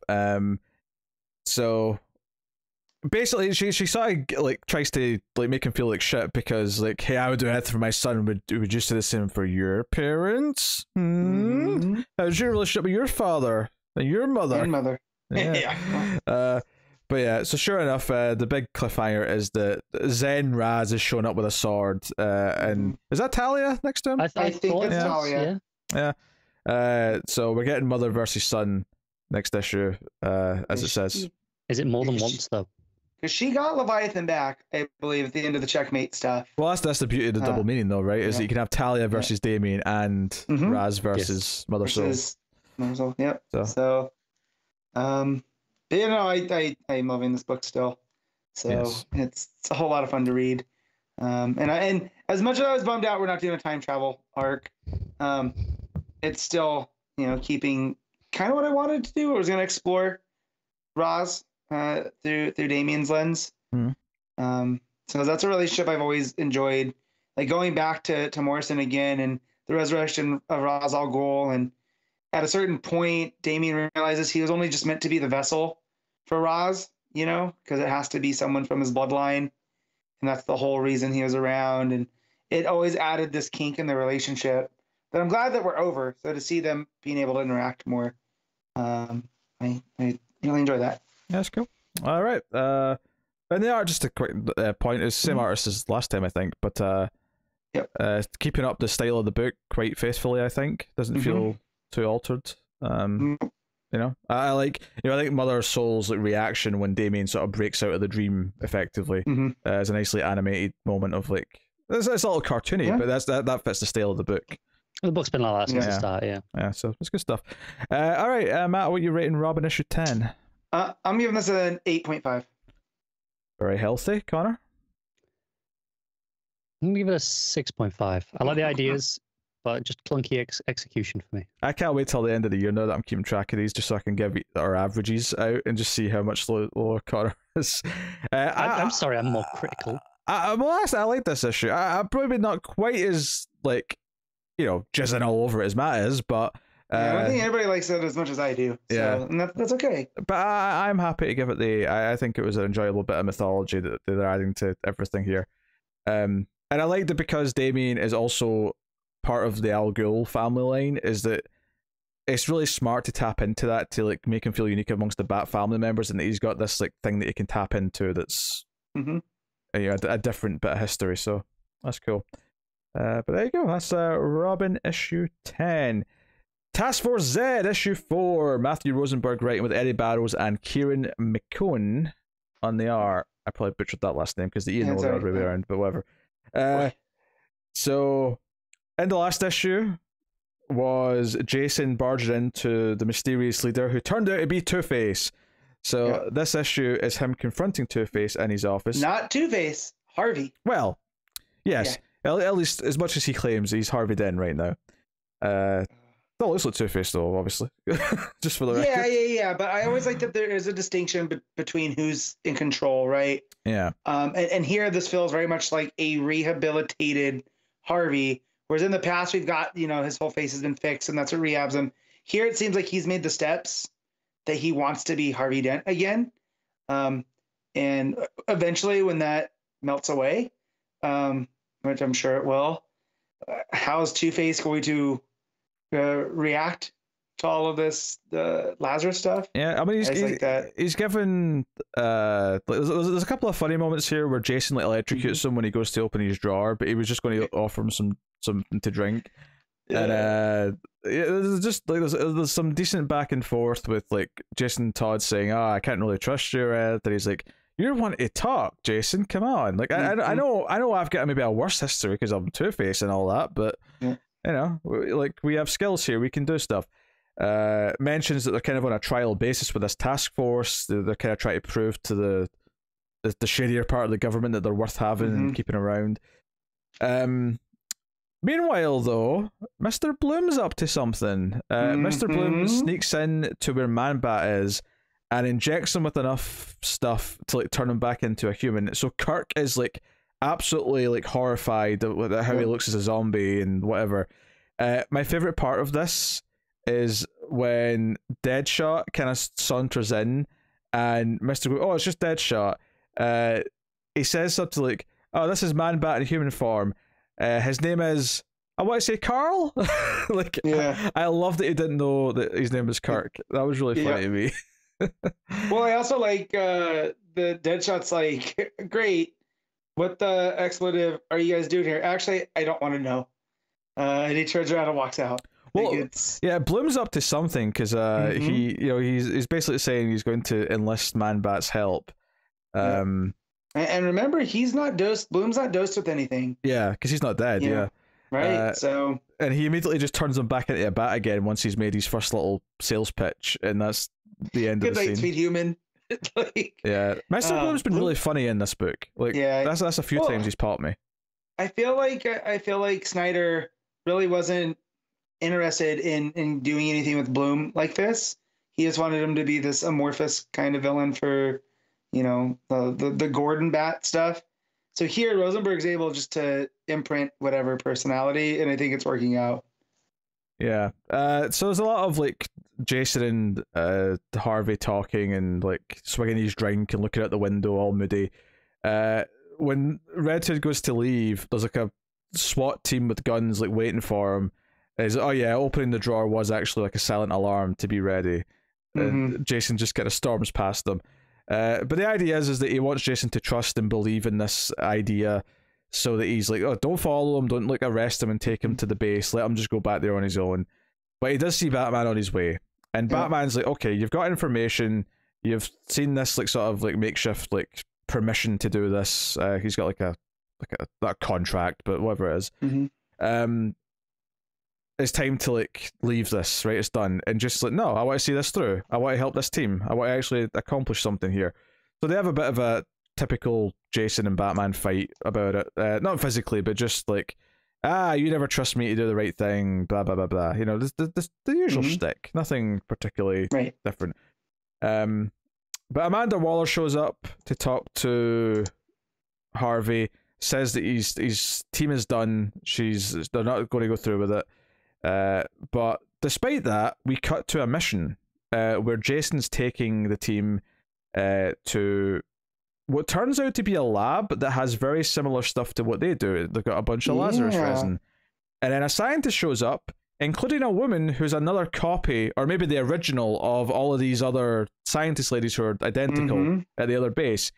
And it becomes this weird thing where, like, you've been the one stealing our Lazarus resin around town. No, you've been stealing our stuff. And it's like, wait, who are the good guys here? Who are the bad guys? And it's Harvey been up to no good and copying someone else's work and whatever. And they also say, oh, you brought Bloom back to us. That's very nice of you. He's like, wait, what do you mean brought back? So it's setting up some stuff here at the end. But I did get, again, the dark humor is quite good in that Red Hood says go easy on these corpses that they're making us fight, and like Arkham Knight just like rips someone in half. Cuts him in half. Yeah. Really violent. Really good stuff. It was perfect, Arkham Knight. Thank you. That was sarcastic. That I retract my things. Yeah. It's got a sense of humor. It's good. Yeah. But yeah, so we get to this Amelia, or Dr. Shelley, and he says, I know who you are, Amelia. No, Delia. No, 0 for 2. How many of them are there? It's a question. Like, we'll find out. And she seems more like in charge of things here than the other ones do. Which is why I'm thinking she might be the original if they're clones. I don't know. We'll see. And then this team that shows up at the end, is this a Suicide Squad or is this their version of the team? Because they don't. I mean, Grundy technically dies all the time already. Yeah, right. But the others don't look zombified to me necessarily. They don't. And you got Copperhead. You got is that KG Beast? KG Beast. Oh god, Zaz. It looks like it's Zaz, and then the Lady Scarecrow, whose name I looked up before we started and I've forgotten already. Yeah, I gotcha. It was something like Madame Nightmare Madame or something Fear. like that. Something like that. But yeah, so I didn't know if this was supposed to be a Suicide Squad or their own squad, and they're just not zombified. I think it's like they're running different experiments because they have zombified soldiers. They have zombified soldiers, but the fact that they had Bloom originally, apparently, and he's not dead, would imply that this is their team. But they're not zombies, though. But they've got living villains as a team. That said, though, I wouldn't completely discount that Amanda Waller's set in a team to like end this mission. But I would still say it's probably this lab's team, because that narratively fits the idea that they found like something that's just like theirs. So we'll see. But that's a cliffhanger. No, I laughed a bunch. I'm liking the interaction. Bloom's really cracking me up. And there's a couple of the villains that are, of course, quite simple. Man-Bat and Deadshot, of course, have been more anti-heroes in recent years, so been kind of enjoying them. No, this is a fun book. Good time, quick read. What are you giving it, Matt? 7.5. I think that seems pretty fair. I'm probably just gonna go with a straight 7. That's kind of in a similar place for Flash for me, where I'm having a good time. That's good. All right. So that'll take us on to Deathstroke Inc. issue 5. Joshua Williamson writing with Paulo Pantalena on the art. So this was just you, Matt. So go away. So this book keeps like. Originally, I was hesitant because it's Deathstroke, but it's Williamson. Oh, and then you added Black Canary. I don't know what this book's doing anymore because it just seems like it's making up as it goes. The art isn't by Howard Porter, like Pete said, but it's very much in that style. It has those hard lines, but I know Connor's not a big fan of Howard Porter. I like Howard Porter and certain stuff. This artist, I don't know if this is their normal look or they're emulating it, but there's some, like, we were talking about the Clayton Henry heads. Now we have Pantalena heads to go with it, because this opening page with Black Canary, she looks like the Mars Attacks girl, if you remember. Pantalena, I think, did a bunch of issues of Red Hood when I was being forced to read that. So then you're kind of aware of I remember describing it as not Kenneth Rocafort. Yeah, it's along those lines too. It's actually probably closer to Rocafort than it is to Porter, but it has the heavy line work and the same kind of color work. So, and I think I really think they're trying to emulate the style. But it starts with Deathstroke, who's dying, and Canary in the negative zone, where the crooked house from Prometheus is, and Canary screams at Slade to get up.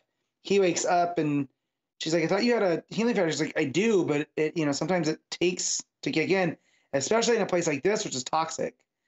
And he says that he's been there before because he's worked with Prometheus, but he made it clear that he didn't like working with him, but he's familiar with the house. So they get into the crooked house, and there ends up being two doors, one with a canary on it, one with Deathstroke's face on it, and they go through the doors and then it splits. So for a little bit we're kind of getting two different stories going on, and Deathstroke, he ends up in almost like this medieval kind of armor, and his eye is fixed, and he's in a place that looks like Titan's Tower with the Teen Titans and Rose and Jericho, who can talk, and so everything seems like it's there. And then his other son Grant is alive, who he hugs, and then he, that's when he realizes that there's something that's not quite right. As he's going through that door, Canary goes through another one where she's also looking like in a medieval kind of vibe, where she looks like the 80s version of herself with the kind of headband style mask, but in a full like cape and the fishnets look more like armor stuff, and it looks like they're Nanda Parbat, and Ollie's there. He's missing an eye. He's afraid of her, and her mom's there, and she is the which canary? The red canary, and it looks like they're kind of this evil dynasty with all the other Arrow characters, and it starts to go sideways for her. I zoned out for a minute and I heard evil dynasty with Arrow characters, and I'm like, what? Yeah, I did tell I was like the red canary with evil dynasty. Yeah, I'm like, I read all the issues except this one. What the hell happened? Yeah, exactly. So for her, she realizes it's wrong because they're all bad, and then Slade realizes it's wrong because everything's too good. Grant's alive, Jericho can talk, he has his eye back, Rose is talking to him, and the Grant and the Red Canary, that's where the page kind of merges, and it says, "This is the life you should have had." And they both charge. They realize that none of this is real, and it's all from trust. And so they keep charging through this house, and Libra's there and says that this was a test. Trust is all about balance. That's what Libra's about. The original Libra was her brother, and that they want them to be part of the Trust Council, because there's one hero, one villain, and this is how they're going to operate going forward. And she brings them into the Trust Council, where you just see a bunch of people standing in shadow, and Slade's like, "I've had enough of this. I've seen this before." There's another word for a council. It's the Society. And he knocks down the Shadow Inducer to reveal around this round table, you got Count Vertigo, the Monocle, Phobia, Dr. Moon, Dr. Destiny, the Calculator, sitting at the head of the table, Deadline, Prometheus, Tattooed Man, Shrapnel, and Body Doubles. And that these villains got together because the Legion of Doom basically cut them out, and they decided, the Calculator decided that they almost destroyed the world. How are we going to have something to make money off of if there's no world? So he's like, you don't need that kind of money or power. You just need money because money buys power. And so that's what trust is meant to be, is, these societies that they're going to, the Calculator says, "My calculations showed that a hero and villain working together would give us the best results. We can't handle another round of our peers teaming with giant space gods. This maybe we can just protect our interests and, get rich." So it's weirdly a group of villains getting together to make sure that Luther doesn't pull the same kind of stuff he had before. Calculator takes credit for all of this to when Slade pulls out his gun and shoots him right in the head, and then shoots Libra in the chest. Wait, Calculator's dead again? Yep. Which makes me think this isn't Calculator, given what Pete said in Flash. Granted, I don't know when any of this is taking place. Given that it's Williamson, though, I'm pretty sure he's aware. I feel like Williamson's stuff would take precedence at the moment, right? Right. So Calculator gets shot, Libra gets shot. Dinah's completely confused. He's like, why? He's like, well, you heard him. He kicks Slade out of the head of the table. He goes, they're all scared. They're looking for a leader. And look at this. I'm going to be king of the supervillains. And then he goes and sits on a throne. The Calculator sitting out at the head of the table. And he goes, it's going to be I remember me. seeing that image of King Deathstroke. Yep. And that's where it ends. In this book, what started off as, oh, this is going to be a fun Deathstroke book, to, oh, we get Canary too? Okay. Now we have Evil King Deathstroke. And given the fact that this is in the Crooked House still, and this is where Trust Council has set up all of their thing, I don't know how much of this is actually happening, right? This could all just be... Probably none. Right.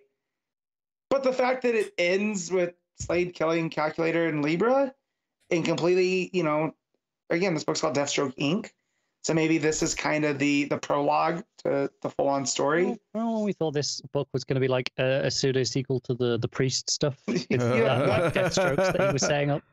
Complete opposite of it. This is completely banana pants. I wouldn't say it's a must-read, right? And because it is so insane, right? But I didn't hate reading it.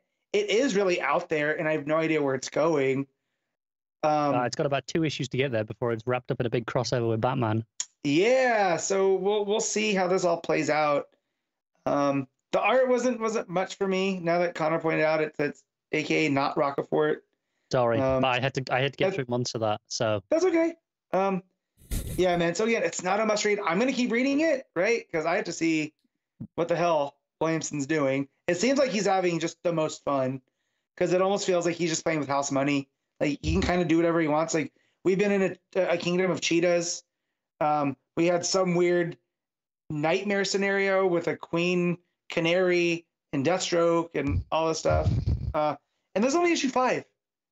Deathstroke's been to space. Well, I'm going to call it now. This issue peaked in issue 3 when Deathstroke was riding a unicorn. Yeah, Deathstroke rode a unicorn. Yeah, I'm going to keep reading it, but this is a 7. It's not for everyone. The art's definitely not for everyone, but it's just crazy enough to work. All right, there you go. DC versus Vampires issue 4. James Tynion IV and Matthew Rosenberg with Otto Schmidt on the art, and this continued as you'd kind of expect with stuff we set up. First issue, I won't say it's a whiff, but definitely it felt like, this is a longer story and we're in the mid part of it. It's the first issue that didn't have a big reveal thing, right? Yeah, that's true. Yeah, I mean, the bulk of the issue is the fun joke of Oliver comes to kill Batman thinking he's a vampire. Batman thinks Oliver's a vampire, and we get that wonderful moment where they're both trying to stake each other or whatever. Wait, you're trying to stake me? Yeah, because you're a vampire, but no. But you covered me with water. Yeah, holy water. Yeah. Wait. Yeah. If I'm not a vampire, and you're not a vampire, then who are the vampires? But how good is that 2-page spread of them fighting? Mm-hmm. Oh, it's great. Yeah. Just before that moment, it's so good. It's really good stuff. That made me laugh. You got Constantine and Zatanna, where Constantine knows she's a vampire instantly, but still hangs out with her and talks to her because why not? It's very Constantine. It's because he's Constantine, and he's like, I got it covered. I'm cool. Yeah, I do love that he just binds her automatically. He's like, yeah, could have chat. If we could have had a chat if you're done biting me with the whole biting me thing, which I just love him as I've dealt with vampires before. You guys aren't special. I like how Fate shows up and just incinerates Zatanna, and he's like, what the hell, dude? I had it covered. She was fine. Yeah, he basically just makes her implode with sunlight. He's like, here's sunlight. Yeah. Yeah. And if she was a vampire, he's like, yeah, I know. What's your point? You think I'm thick? Yeah, and there's some really great art here, because even just when Oliver first shows up and Batman turns all the lights off in the cave and you just get his silhouette against the screen, just some really gorgeous stuff. It's good stuff. We also have Barbara investigating a hotel room where the mother of all vampires might be staying, and Nightwing's there. They're flirting a little bit. Yeah, I mean, most of it is this fight scene with Oliver and Batman. And then that, of course, that turns into a little bit of dialogue with them, as Oliver's kind of like poking around various, objects in the Batcave. Batman referring to the floor as the Bat floor. It made me laugh. I'll give it that. It's one of those things where I don't know why. Like, I don't know. This is not really in voice for if Ollie called it the Bat floor. Yes. Yeah. Bruce calling it questionable, but I guess I'll let it slide. I think it really just plays into just as this is a fun Elseworld, so I don't take it too seriously, I guess. But also Batman proclaiming, "I don't trust people." Yeah, me too, Bruce. Me too. Yeah. So Bruce basically, reveals that Hal killed Barry, and we'll come back to the Red Hood cast scene in a minute. And it's like, okay, that's horrible. I hope that's not true. Whatever. But then Wonder Woman shows up, and very quickly, like, Batman realizes, no, okay, she's one of them. Like, and Hal's there too. They start to fight, and then the rest of the Justice League shows up, and it never actually says if they're vampires or not. I suspect they're not as of yet, and right now they just think they're just believing, Wonder Woman and Hal, that Batman or Oliver is behind this. I think so. I think it's get rid of the well, Ollie just happens to be there, but the threat being, Bruce. Get rid of him first, and then worry about everything else, because they don't need to. They've already got them on their side. Yeah. And the other fun sequence is, so Jason Todd's killing a vampire. He's with Cass, and then Gorilla Grodd, the vampire, shows up and fights with them. Say that sentence again. Vampire Gorilla Grodd, I love it, happens to be there, fights a little bit with them, and basically gets knocked out the window. So we get this, and all, do you know what, this is what we do in the showers has ruined this moment for me, because all I could hear was "bitch." Well, you also didn't think about the ancestral dirt in a hotel, because all I could think of was Atlantic City.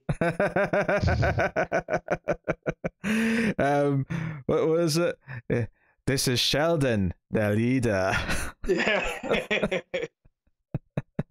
Now I want to watch second season again. Season 3, you mean?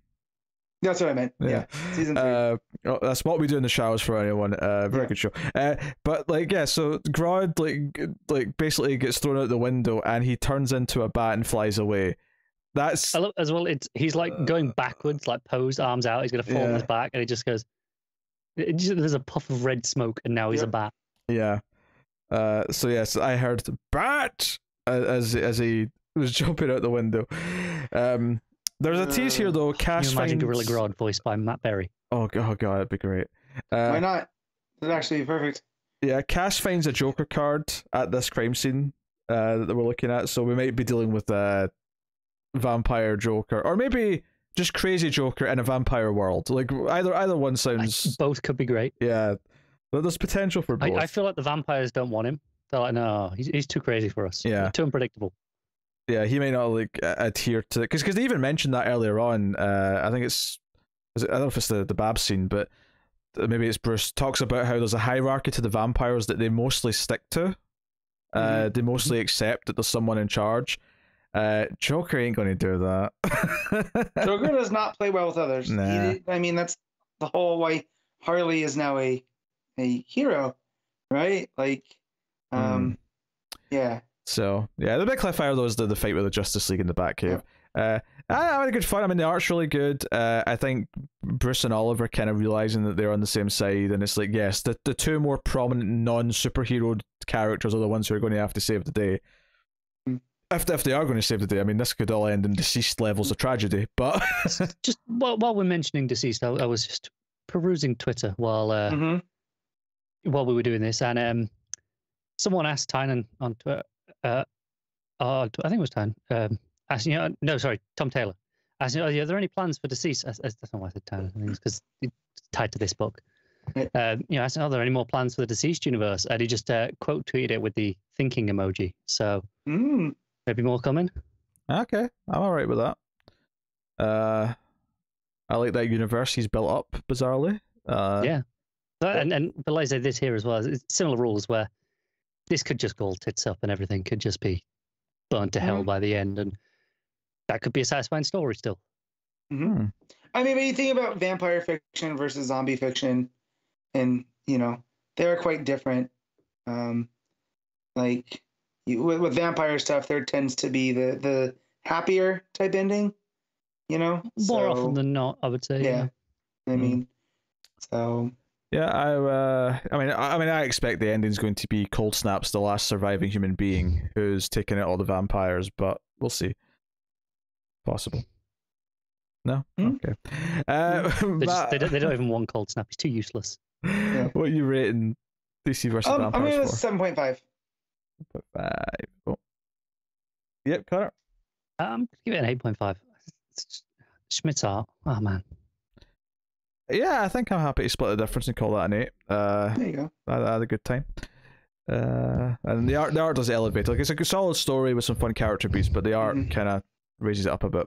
So, good stuff. All right. Batman Catwoman Special Issue 1, Tom King, with John Paulo on and some others kind of filling in to finish off his art. And the pages didn't do. It's kind of interesting. He's got like 13 finished pages, and then he's got like a batch of pages where he did the layouts but didn't do the art, and then there's just a batch of pages that had to be completely done from scratch. So, so it's really sad because you can kind of see where he was in the process. What did they do with those other pages? Did they change the story to kind of have a reason for them to be different artists, or are they kind of just trying to emulate the style? The story is actually it's basically going through all of Selena's life, so it's constantly jumping through time periods anyway. So you can definitely tell they're trying to keep in style with his art though as it goes on. Yeah, as best they can. Because it switches over at a certain point, and you can tell it's Garrett's, right? Yeah, but it's not the typical Garrett style. I mean, even when it switches to like the who is it that fills in? It's Bernard Chang and Sean Crystal who do 14 to 20, which is still the layouts or the breakdowns are still John Paulo on, but I think even at the end when it switched to page 14, I kind of knew which one it was. I was like, okay, I can kind of see the difference.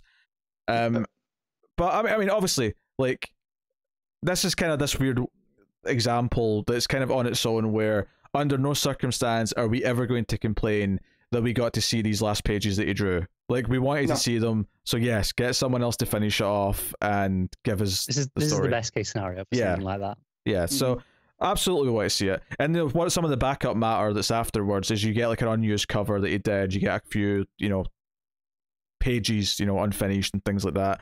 Just to celebrate everything. There's a couple of dedications in here. There's a lot of pinups honoring Leon. Yeah. Which I like. So it's mostly just bonus material. There is like a From the Vault story that Ram V wrote about Question, which I didn't go back and read, but it's about 10 pages or something like that. But the main story is about 40 pages, which was the original length of the issue, I think, back when it was first solicited, and then obviously it changed after Leon's death. So it's a bit of a bittersweet thing, but it's obviously, especially since this story is all about a life going from start to finish. The premise of this story is that we basically go through a bunch of Christmases in Catwoman's life, from the first time she encountered a cat as a child, all the way up to her death in the future, which actually goes past the timeline of the main story in the Batman Catwoman book, funnily enough. Yeah, and I just feel that's where it starts to get really Tom King-y. I feel like Tom King-y. It gets to where he really wants it to, because the first panel and the last panel, there's some symmetry there. Yeah. And personally, just my taste wise, I feel like I don't like that being Selena's end. Kind of affects it a little bit for me, just because it seemed like he had that point, and we're just gonna work our way towards it because he wanted it to work with this origin, because it starts on her, basically her being found in a dumpster as a baby. Yeah, I'm not going to necessarily describe everything because there's a lot of Christmases here to go through. I think the key ones is that as a child, because the orphanage is like funded by the Waynes, there's a family portrait of the Waynes, and there's a Christmas where she kind of talks to like Bruce in the painting because she's lonely. And I wasn't sure I liked that much when I was reading that page, but I actually it kind of sold me on it later on, like when she's actually living at the manor with Bruce and she sees that same portrait. And she kind of sort of glances at the young Bruce Wayne. Like, I was like, you know what? You've kind of sold me on it with this moment. That there's kind of this, like, because I hate when it's like, oh, it was destiny. They were always going to be together, kind of thing. I don't like that implication, but I like the fact that she doesn't know who this little boy is, right? Like, she just knows it's Bruce Wayne, but she doesn't know him, but she connects with him more than anyone else at the orphanage. Yeah. Well, I like that, she does this talking thing before the Waynes die, and then there's a second page where she's like, I saw the paper, I stole the newspaper and saw that your parents were killed, kind of thing. But we see her like go through like our more troublesome teens, being in the sewers with the sewer king and the her pickpocketing necklaces, things like that. And it goes up through the early days of Batman and the first interactions with him as Catwoman. There's like 3 Joker scenes where Joker tells her the same joke every time and complains that she doesn't think it's funny. It is very Tom King in a lot of ways, and I don't necessarily mind that. I actually think this flows fairly well, and I got some decent hits of like feelings later on. I think some of the stuff where we're at the end of Bruce's life and it's him like his last days dying. The early stuff with like their daughter, like getting her first kitty, and Bruce giving her a sword when she's like 6, and like Selena complaining she's 6. Bruce is like, sorry, I put some nth metal in it so it'd be light. But he can take it out when she's ready. I love the extra just little element here, especially because the little Helena runs away with the sword screaming, "Sword! I am Wonder Woman!" And Selena looks pissed in the background, and I love that part of the reason she's extra pissed is that her first instinct is to like idolize Wonder Woman instead of her. Well, I mean, it's not like her mom uses a sword. I know, but it's just like a little insult to injury. But yeah, like, she talks to her daughter about like how Bruce gets her pearls every year, and there's this running theme that Bruce sometimes tries to like buy stuff that Selena's going to steal because he wants her to have something to steal, but that kind of takes the thrill away from her. Like there's a lot of these like ideas that Tom King's getting at in this story. We get to see Helena as a Robin when she's like 12, and Selena thinks she's too young to be doing it, and Bruce is like, Damien was like Robin when he was 10, but he was raised by assassins. Bruce, come on. So there's just all these ideas in them in these different situations. Bruce getting older. We have like crazy old man Riddler thinking he's robbing a bank, but he's and you think he's in his green outfit, but he's actually not. He's actually just in the hospital like gown with the bare ass. Yeah. And he's confused, and it's kind of sad. Like, just all these fun little ideas. I'm pretty sure there's a moment here of them in the beach that is taken. Remember they did that issue with Bruce's death in the annual? I think it was. I think that he's sort of mimicked one of those scenes here, so it fits with that story continuity wise. So just fun stuff. Kind of touching in places, bittersweet in places. Selena's final act before her death is that she funds an orphanage just like the Waynes did with the money that she's got from Bruce, with a rule that every orphan gets a cat. Which is very Selena. And her ending is that she is mugged by some lowlife in an alleyway and gets shot when she's criticizing his technique.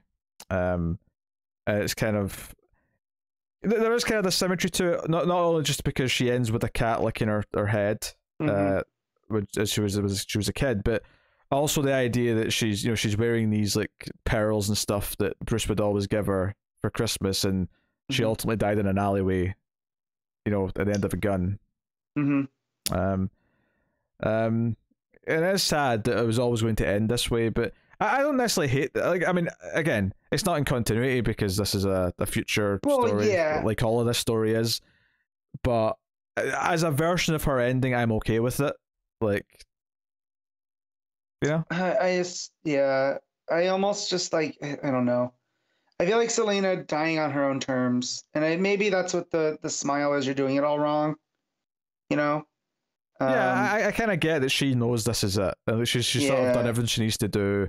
Her daughter's grown up and is like Batwoman, and she's put the money to good use to help future generations.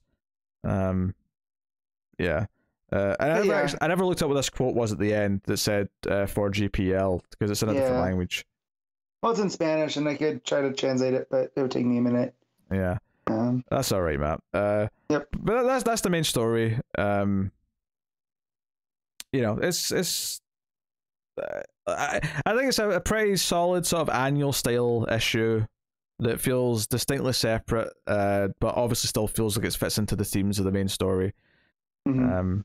But yeah, no, Jean-Paul Leon's a wonderful artist, and it was a nice dedication to him. There was a bunch of bonus things at the end, including all the pin-ups, which obviously many of are gorgeous. Yeah, but a lot of them feel like they just threw them in there because, like, I mean, a lot of them do seem more related to Batman Catwoman than they are anything to do with Jean-Paul Leon. Yeah, and like, look, I love Dennis Cowan, don't get me wrong, but there's a static one in here.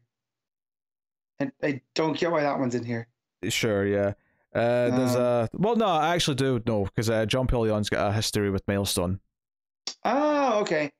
Well, then that's fair. I read that in because one of the essays that are in here mentions that he was a big part of Milestone. So that one actually makes sense. No, it does make sense now. Yeah. That makes sense. I was just like, why? Like, I figured maybe him and Dennis Cowan were friends, and yeah. But there's a Behermo one that's really nice, of course. Yeah. There's not really much more to add, to be honest. It's kind of this bittersweet issue that could, is it elevated because of it being this tribute issue to like the final pages of this great artist? Yeah, it kind of is. But it does have a nice thing. There's a really nice one of Superman holding up a train that has a freight train. Yeah, JPL at the front of it. Yeah. Yeah. It's nice. I also really like the Tula Lotte one with Bruce and Selena, and she put in there, "Our world lost a hero, rest in peace." JPL. Yeah. I was like, oh man, and then the Rorschach one by Gibbons. I just love that. Yeah, Gibbons one's is nice because it's just like Rorschach saying something very Rorschach-y about him. Yeah. Jean-Paul Leon, good man. Drew well, black and white, never compromised.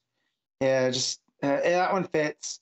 But yeah, I got to go back and read the Ram V story because I spaced on it.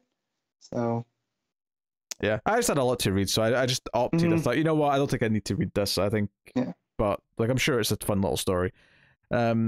All right, what are you giving the Batman Catwoman special, Matt? I'm gonna give this. Man, I'm trying not to make it sound too harsh. I'll give it a 7.5. Sure. I'm happy to just give it a 7. I think obviously the art is good but inconsistent for obvious reasons, and there's some nice sentiments. It's very bittersweet. I do think some of the pages and moments in Selena's life do hit quite well. But I think some of the murkiness to it is just kind of where I'm feeling with this story in general, and that it's not necessarily been clicking in every cylinder, as it were. So, yeah, there you go. So that's that. Hope you're enjoying your break, Connor, because it's continuing. There's more? God damn it. The Human Target, issue 4, Tom King. I get my book back out. With Greg Smallwood on art. My God. So if you thought we were a little bit critical of that Tom King, but don't worry, I'm about to heap praise all over this one. Yeah, and this is Tom King in like unconventional Tom King, because he really is doing a noir story here. And man, I saw you went with the easy joke about that ice page. Oh man, I saw on Twitter. this is one of the most like mildly erotic issues of a comic I've read in quite some time. Like the sexual tension and the build up to her basically saying, "Look, when you give me an orgasm, it's probably going to get quite cold in here because I'm not going to be able to control it." And not just the little moments, them sitting in the bug.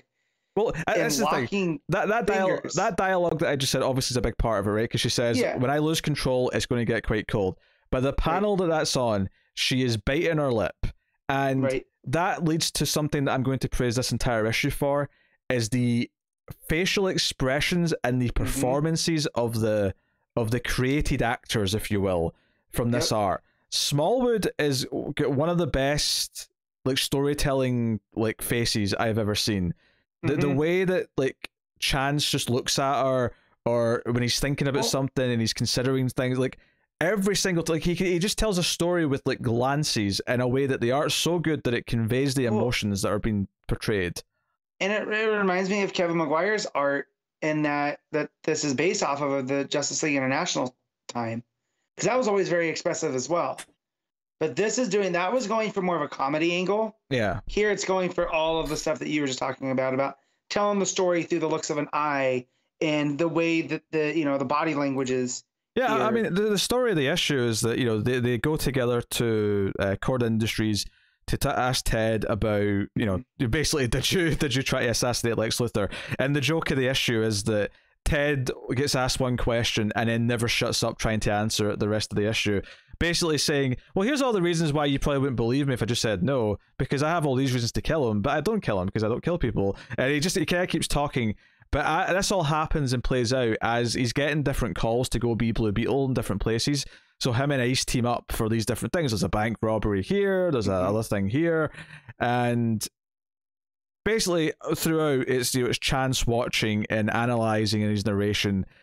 But the stuff that really made this thing was all the little moments of the romance, of the attraction. It's when they're going to the Beetle ship, like there's a little moment where she's like, "Hey, I can feel you looking at me," and he's like, "Oh, so I was just wondering where you keep your costume." So it starts off pretty flirty, as Ted's just rambling on, and then they're sitting together in this one like sort of little chair at the back of the ship, and she's like, "It's cozy." But every time we come back to this, before I move on, that full page spread of the ship leaving the building that's above the clouds, beautiful, perfect. But yeah, so she's kind of like snuggles in close and like puts her head on his shoulder this first time, but then you get to the second time and it like turns into like, oh, now it's like the hands over the shoulder and she's like holding it with her hand, so it's getting more intimate. And then the third time you see her hand like sort of like grab his leg and like the inside of his leg, and it's like, oh, this is getting closer and closer. And there's a line somewhere in the middle where sometimes I look at you so much I just I lose my breath. And then later on, like after when he comments on like what they were doing during a fight, she says, "Oh, you were watching, and yet you're still breathing." Like this, like it builds this like tension and like attraction throughout the issue at a perfect pace. So at the end of the issue, when he goes up to his room and she's waiting for him, and says what she says and bites her lip, it's like this is crescendoed beautifully throughout the entire issue, in a way that is very expertly done. And the entire time you've got also the running comedy of Ted getting drunk and like sort of spilling whatever he can about Booster, about whatever's going on, and Chance, instead of because he says that usually you make someone drink because they'll start talking, like here he's hoping they'll shut up because they'll eventually pass out. Yeah, so because Cord's doing that, like I kind of read it in the Robert Downey Jr. Iron Man cadence, and that he's just talking to hear himself talk, and then he reveals through this with Boosters that Booster wanted him to help him with the bagels. Yeah, Booster's bagels. Like, oh, yeah, Booster. But he's like, Booster needs to stand on his own sometimes. So you told him no. And he goes, "You're a decent person, Ted." And then he did get the money. He says he got the Martian to do it for him. And so there's the breadcrumb. that now we have Jean getting brought up. And he goes, he somehow got Booster got his money, and then he passes out. So yeah, Ted Quarter's kind of endearing in this, is that he has a motor mouth, right? And that and it's almost, there's also an underhanded quality to him, because they started off on the West Coast, and then each stop they got progressively to where they end up in Boston, almost as if Cord was almost trying to lead them away from where they were. But who knows? That could just be a red herring. Yeah, I think obviously it's a reason. That's why they're in a hotel at the end of the issue as well, because they're the other side of the country. Right. But there's a lot of all these issues I've had. There's a lot of Chance reflecting on himself and I should be spending my last week with family, with loved ones, because I don't have loved ones. So here I am. And at one point, Ace is you could have helped with that, fight against these bad guys. He's like, I'm not a superhero, and she's like, well, what are you then?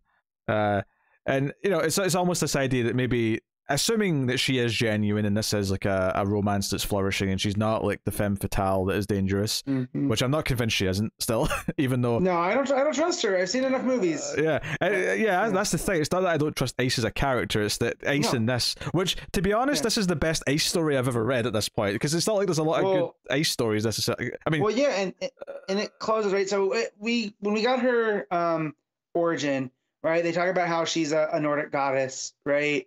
But then we find her actual thing that, no, she's just a meta who has ice powers. But here at the end, he goes, truth is she's not a superhero, just like he's not. She's a god. And it's just like, oh, okay. So there's King subverting. Well, not just that. So I mentioned the Paulo, she bites her lip and says, oh, it'll get cold in here when I lose control, right? Which is already she's basically saying you're going to do well, right? You're going to please me. So that it's already kind of an erotic thing to say. But then the kiss and his final narration as they go off panel is, she's a god. All I can think to do is get on my knees and pray. I mean, he's getting on his knees. There's a bit of a visual that it's sort of implying there. In the idea that he's now worshipping her, which you could also interpret as her feminine wiles have completely worked, and he is now treating her like a god. Right. And in the way that a man who becomes obsessed with a beautiful woman does, so there's a lot at play here that is okay. But yeah, steamy last page. What can I say? Yeah. I was wiping my brow. I just, when I talked about stuff in Batman Catwoman being Tom Kingy, with the parallel stuff, here it worked out, because the whole part of she's a god, after specifically earlier in the series telling us that she's not, but here, just over this time he spent with her, now in his mind she is, and it's just, okay, see, King, this is where it works out better. Yes. But our art is next level stuff, honestly. It's ridiculous. Yeah, because there's pages where he's just watching them deal with the bank robbery, and it's him just leaning against the bottom of the ship, and later on he's leaning against a tree, and it's just a sequence of 4 panels, and every one he's got a very different expression, and it's all just it goes with this idea that he's thinking about stuff and he's reacting. One of the key points he brings up over the course of the issue, because it teases this throughout the issue, is that he says that there's something disingenuous about these heroics. And it's at the end of the issue he reveals that Ace is holding back, because she's letting Ted, because she could just deal with it herself very quickly, but she's letting Ted feel like a hero by giving him a chance to do some stuff and beat some bad guys up, giving him something to do. So it's well, if she's been disingenuous with that, then how disingenuous has she been with everything? Right. So yeah, it's very interesting. Super into it. Art is next level. So good. Yeah. Wonderful stuff. There's a skyrocketing to, it's good because both Rorschach and Strange Adventures ended, so it's nice that this one's actually up at that tier of quality. Matt, what are you giving Human Target issue 4? Do I do it? I'll just give it the 10. I have to admit, I'm thinking about it.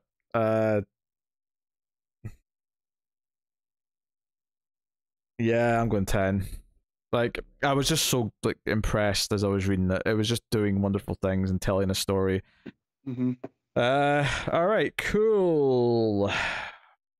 Well, we're out of the Patreon books then. So Connor's up first. Everyone to patreon.com. You can make myself or Connor read a book at one of the higher tiers. Connor's going to talk about Harley Quinn issue 11, which is a new release from this week. So I will note down his rating accordingly. Oh, that makes a difference this time, doesn't it? Well, you know, it's unusual. Yeah, it's Rosmo's back. I know Rosmo's back. The issues Back again. Time, but... Right, so this issue starts as a 2 or 3 page, I think it's three pages, cold open. That should not be a cold open. There's no reason whatsoever for it to be at the start of the book and not at the end. It has there's a train full of bombs, and it's going down a track, and it's got it basically boils down to Harley's going to have to make a decision about who it's going to run over. Is it going to go into Gotham, or is it going to go into Kevin? Because Kevin is tied to the tracks.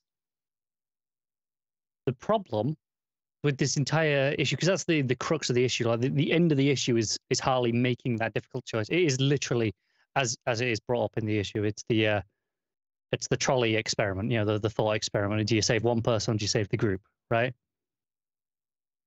Right. The issue ends with her making that big decision. She's like, "Oh, sorry, Kevin, I'm going to have to, divert our way to you instead of the thousands of people that are being in Gotham Central." The problem is the opening of this issue already shows us it's barreling at Kevin. It's like right at Kevin. It is just before it gets to Kevin is the opening of this issue. And I'm like, you completely undercut your whole ending of this big dramatic choice of Harley making this thing by showing it me in the first 2 pages. It just made it completely irrelevant. So that's just frustrating. Why would you do that to yourself from a storytelling perspective? But the rest of the issue, it's not too hot either. You've got Harley and her support group, the Clowns Anonymous or whatever they're called. It's just again still the people who used to work for Joker, and she's helping them out. And there's a bit of a meeting. It's like, oh, Kevin's not here, and then she finds the ransom note because Keepsake's kidnapped him, and then Keepsake explains the whole thought experiment. There's some awkward wordplay where she says, "Don't be such a cant, Keepsake." Which, yes, the implication of the word that I definitely did not say for the sake of YouTube's restrictions. I did not say it. But yes, the intention is it sounds like that, but it's also Immanuel Kant is the name of the German philosopher who came up with the trolley problem.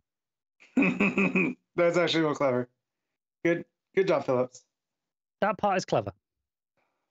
Where it gets less clever is I then have 6 pages of why Terminator is better than Terminator 2, which I happen to agree with, but I don't need 6 pages of dialogue from Harley telling me. The 6 pages of why Terminator 1's better than Terminator 2? Let me actually count. I may have exaggerated.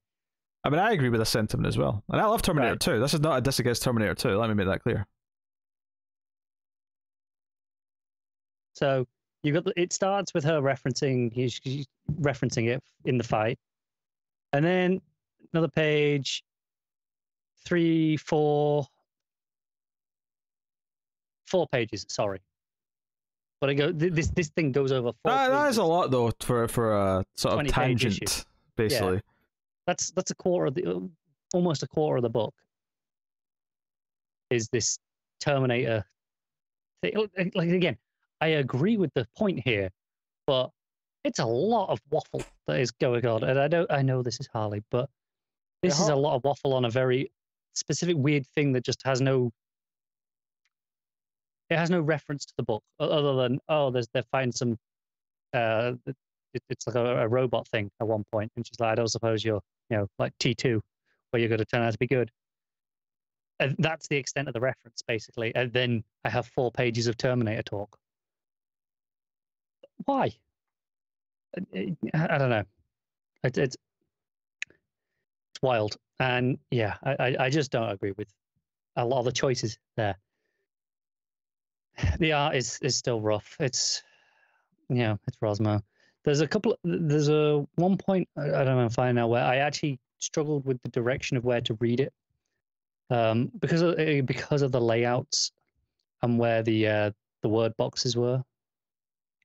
It actually led me to read something in the wrong order at first, and I had to go back and read it in the correct order because it was just laid out in a bit of a confusing fashion. And maybe that's on the letter. I don't know. But either way, did not appreciate having to read this twice, or at least parts of it twice. Yeah, it's not good. It's really not good.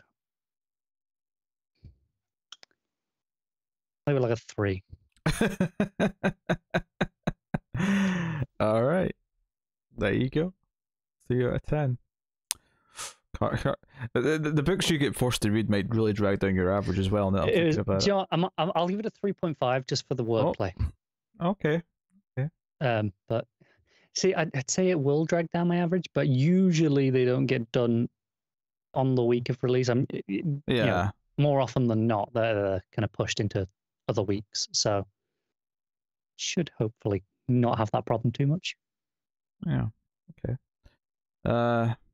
I ordered food while you were talking about that, just to time this with the end of the show nicely. I'll be honest, I thought about it, but I got to ruminate in the fact that the Rams handed Tom Brady his last game, so we're finishing early enough that the chippy's still open. That depending on if Paige is still awake. Wait, what time? No, I'm not going to tell you. What time do they close? I'm not gonna yeah. All right, so I'm going to be talking about American Vampire issue 22. This is me getting back. Yeah, this is me getting back to the main series after Survival of the Fittest, and this is completely separate on my ComiXology, so I'm sort of stalling while I try to open the book. Anyway, so basically, this is the 50s arc. This is the greaser. I think his name's Travis. This kid who's in like a road race, and it starts off him talking about death and like how people are saying that the younglings today they're all going to ruin us all. Not much has changed in the last 60, 70 years, but it flashes back to kind of like the story of the day, which is that he's taking his girlfriend home, who's scared to let her parents know she was out all night and that she's seeing him, and he's really cocky and confident, and it's like, you're kind of like, where's this going? But then when the parents come out, you can kind of tell, okay, they're vampires. Like the dad's clearly a vampire, and the mum probably is too, but you can tell the dad's a vampire. And it's like, okay, is he getting into a trap? Is he in over his head?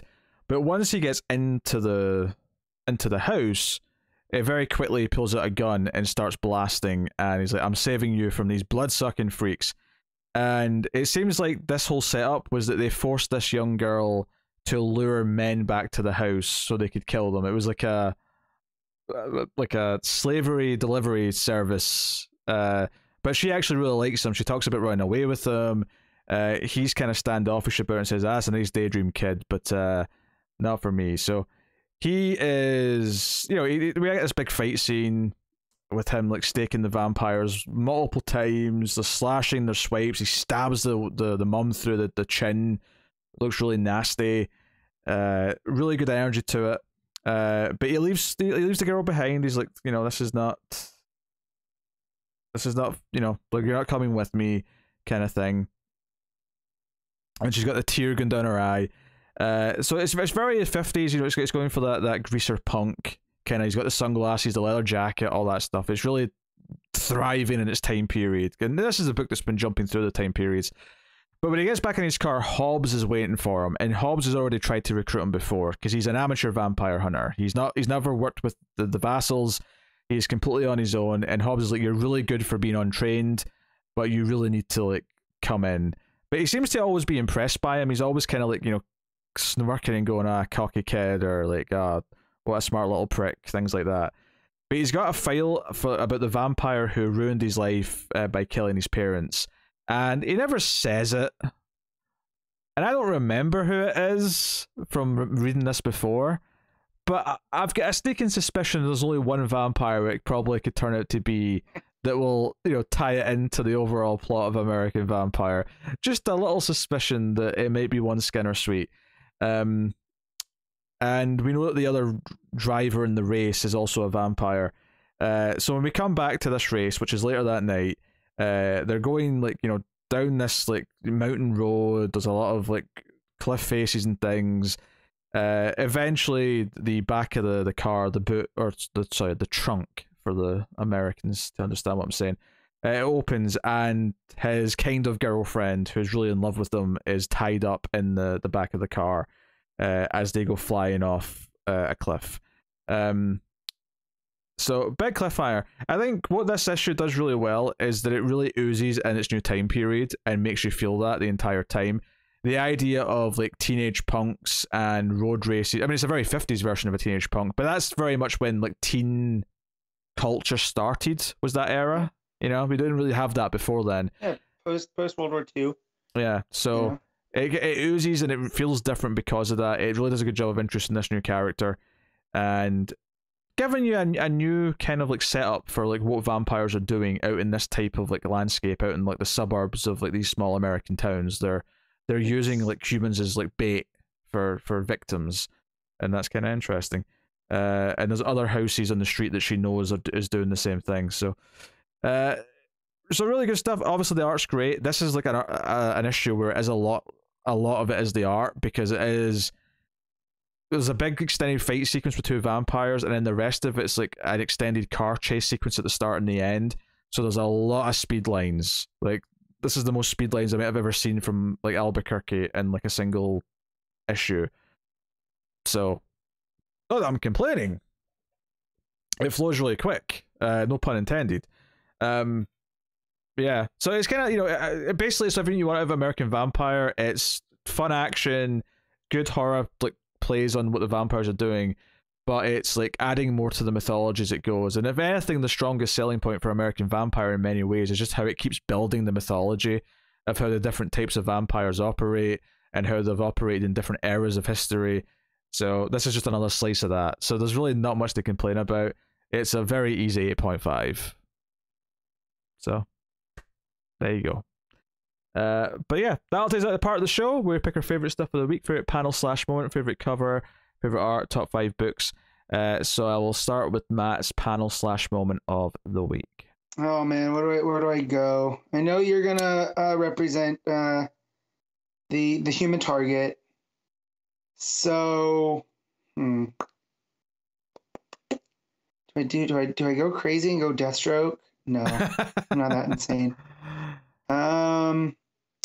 I'll go actually from Superman, from Action Comics, where you say that as if it's a surprise. Well, actually, I'm going to use a Superman comic. I am surprised. It's going to be from the beginning scene where he's in the gladiatorial arena, and he's knocked the big, bull dinosaur looking beast down.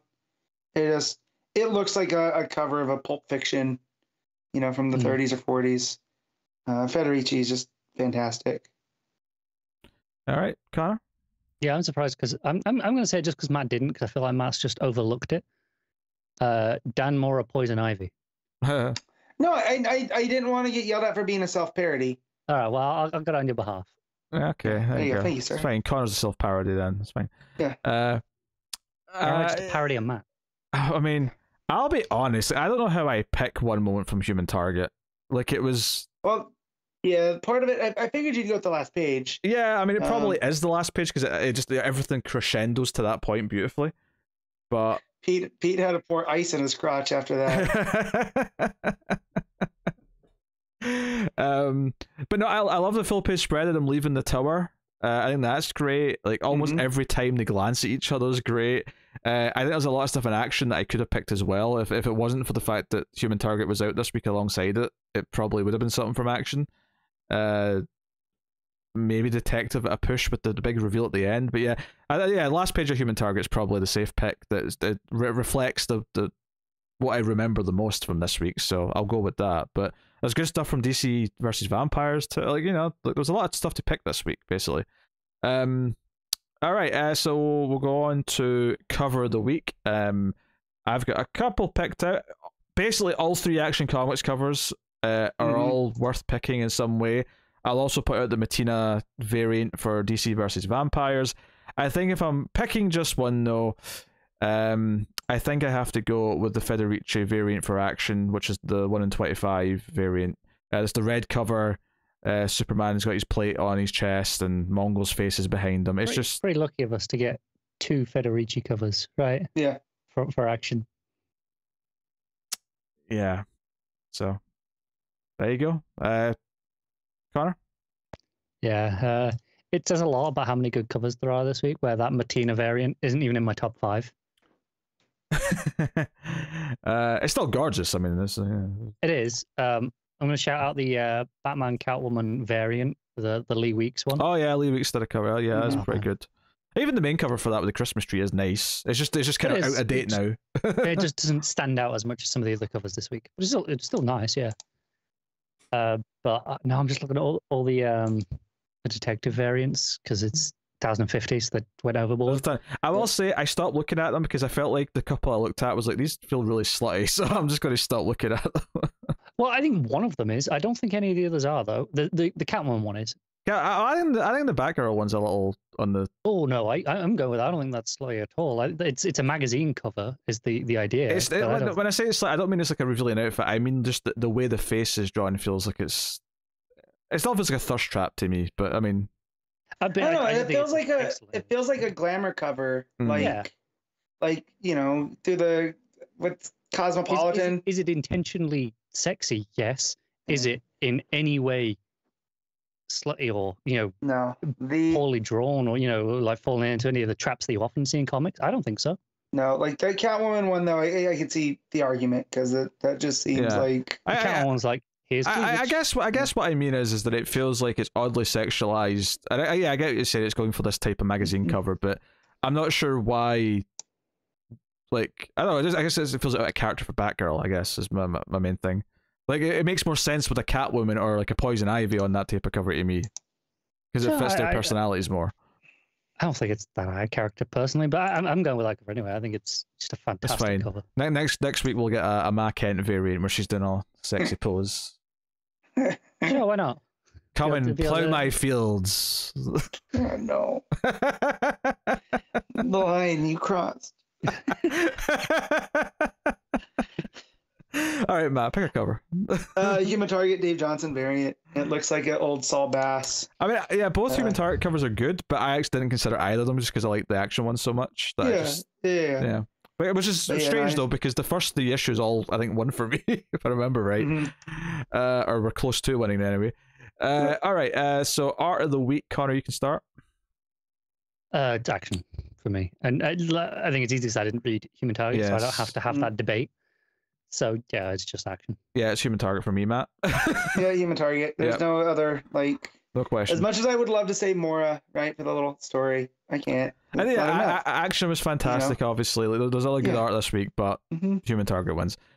All right, top 5 books. Matt, go.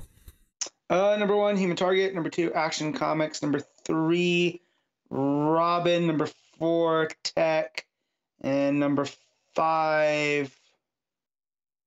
Where do you go with number 5? DC versus Vampires.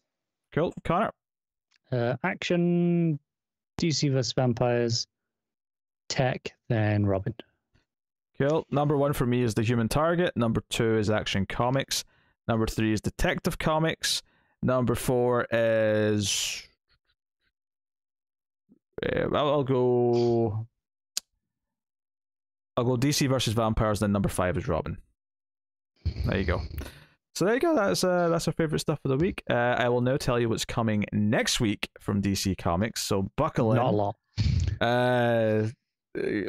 Well, good, because I've got Iron Man to read next week, so I'm happy that it's not a lot. It makes my life easy. We got Batman 120. We have Detective Comics 1051. Dark Knights of Steel issue 4. Suicide Squad issue 12. Justice League Incarnate issue 4. Arkham City: The Order of the World issue 5. The Joker: A Puzzle Box. Joker Presents a Puzzle Box issue 7. One Star Squadron issue 3. Monkey Prince issue 1. World of Krypton issue 3 is what wraps it up. So yeah, I think I've got 6, including trying out Monkey Prince. So I have 4. But I mean, even all the books combined that we all, any permutations of what we all read, it's not a massive week. It's a quieter week. Week 1 has been a slightly quieter week for a little while, but we go through these phases. Obviously the schedule will change at some point when a bunch of books end and new ones start, and all of a sudden it'll be week 1 will be the busy week, and week 4 will there was be a long time week. where week 4 was the quiet week. Yeah, and week 2 was the nightmare week, but week 2 is not that bad anymore. No, week 3 tends to be the bad one now, I think. Yeah. But there you go. That's what's coming next week. I will take this time to thank our Patreon producers. So thank you to Tyler Hess, Cindy Palacios, David Sharp, Board Now, Christopher Moy, David Brown, and Al Treisman. They are all up to the higher tiers in Patreon. But you can, of course, support us for as little as $1 per month over at patreon.com/MailFuzzTV and get some bonuses for your trouble. At the $5 tier, you get the show a day early. You get it whenever it's ready on the Saturday night. If you're a UK time, which you might be because 2 of us are from the UK, so it's late. But if you're in a US time zone, it'll probably be a nice time. But if nothing else, it'll be there for you to wake up on a Sunday. I mean, if you're in like Japan, it's probably in the middle of the morning for you. True. I'm assuming that most of our, not all, but I'm assuming most will be from English-speaking places, just because it's an English-speaking podcast. I would also assume as much, but you never know. Yes, but hello to our Japanese audience. We appreciate you dearly. All one of you. Konnichiwa. I know 2 Japanese words, so I whipped one out. There you go. What's the other one? Yeah, what's the other one? I know Ichiban. Oh, yeah. And sayonara, obviously. That's an obvious one. Oh, there's 3. I got 3. You undersold yourself. I'm practically fluent. So thank you very much for joining us. You can, of course, support everything we do for free by hitting the like button, subscribing, dinging the bell for notifications. Get us on Twitter at DC Comics Podcast, and just follow along, share the podcast out, rate us 5 stars, nice review on iTunes or wherever you get podcasts from. All those things do help. But that is us. So thank you once again for watching or listening. This has been episode 290 of the show. So thank you once again. We'll see you next time. Keep reading DC Comics, but remember to never get lost in the Speed Force. Very nice, very evil.